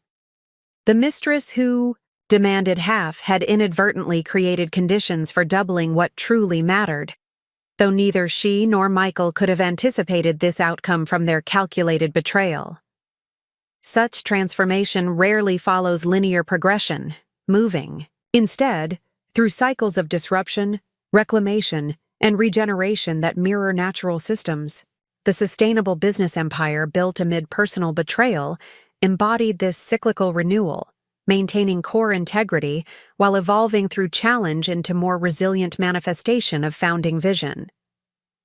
This understanding represented the most valuable outcome of difficult journey, not just surviving betrayal or protecting business assets, but developing philosophy that informed authentic life design through intentional choice rather than reactive response or external expectation. The empire built would continue evolving through purposeful adaptation, its value measured through regenerative impact rather than mere accumulation. As evening concluded with warm embraces and plans for future gatherings, I recognized the quiet contentment that had gradually replaced anxious achievement orientation once driving my efforts. The woman who had once defined success through external validation had evolved into someone who recognized intrinsic worth independent of others. Assessment: maintaining ambitious standards while releasing attachment to specific outcomes. This internal transformation represented the most meaningful aspect of journey catalyzed through betrayal's painful revelation. Not just rebuilding external circumstances, but discovering authentic identity beyond roles and relationships that had previously defined self-perception. The business empire built while husband cheated had ultimately facilitated personal reclamation more valuable than commercial success alone. Standing on hotel balcony overlooking Portland's twinkling cityscape, James joined me in comfortable silence that reflected relationship built on mutual respect rather than performative interaction. "Proud of you," he offered simply, understanding significance beyond evening's formal recognition. "I'm proud of what we've all built," I corrected, acknowledging collective achievement rather than individual accomplishment. "Evergreen as it exists today represents contributions beyond anything I could have created alone." This perspective reflected fundamental truth discovered through challenging journey. The most sustainable achievements transcend individual effort to create regenerative impact, maintained through distributed contribution rather than centralized control. The empire built amid betrayal had ultimately demonstrated this principle through organizational evolution that paralleled personal transformation. In that alignment between professional philosophy and personal experience lay the integrated wisdom that represented true legacy beyond specific commercial achievement. understanding that continued to inform intentional choices across contexts while creating foundation for ongoing evolution, limited only by courage to envision possibility beyond conventional boundaries. Up next, you've got two more standout stories, right on your screen. If this one hit the mark, you won't want to pass these up. Just click and check them out.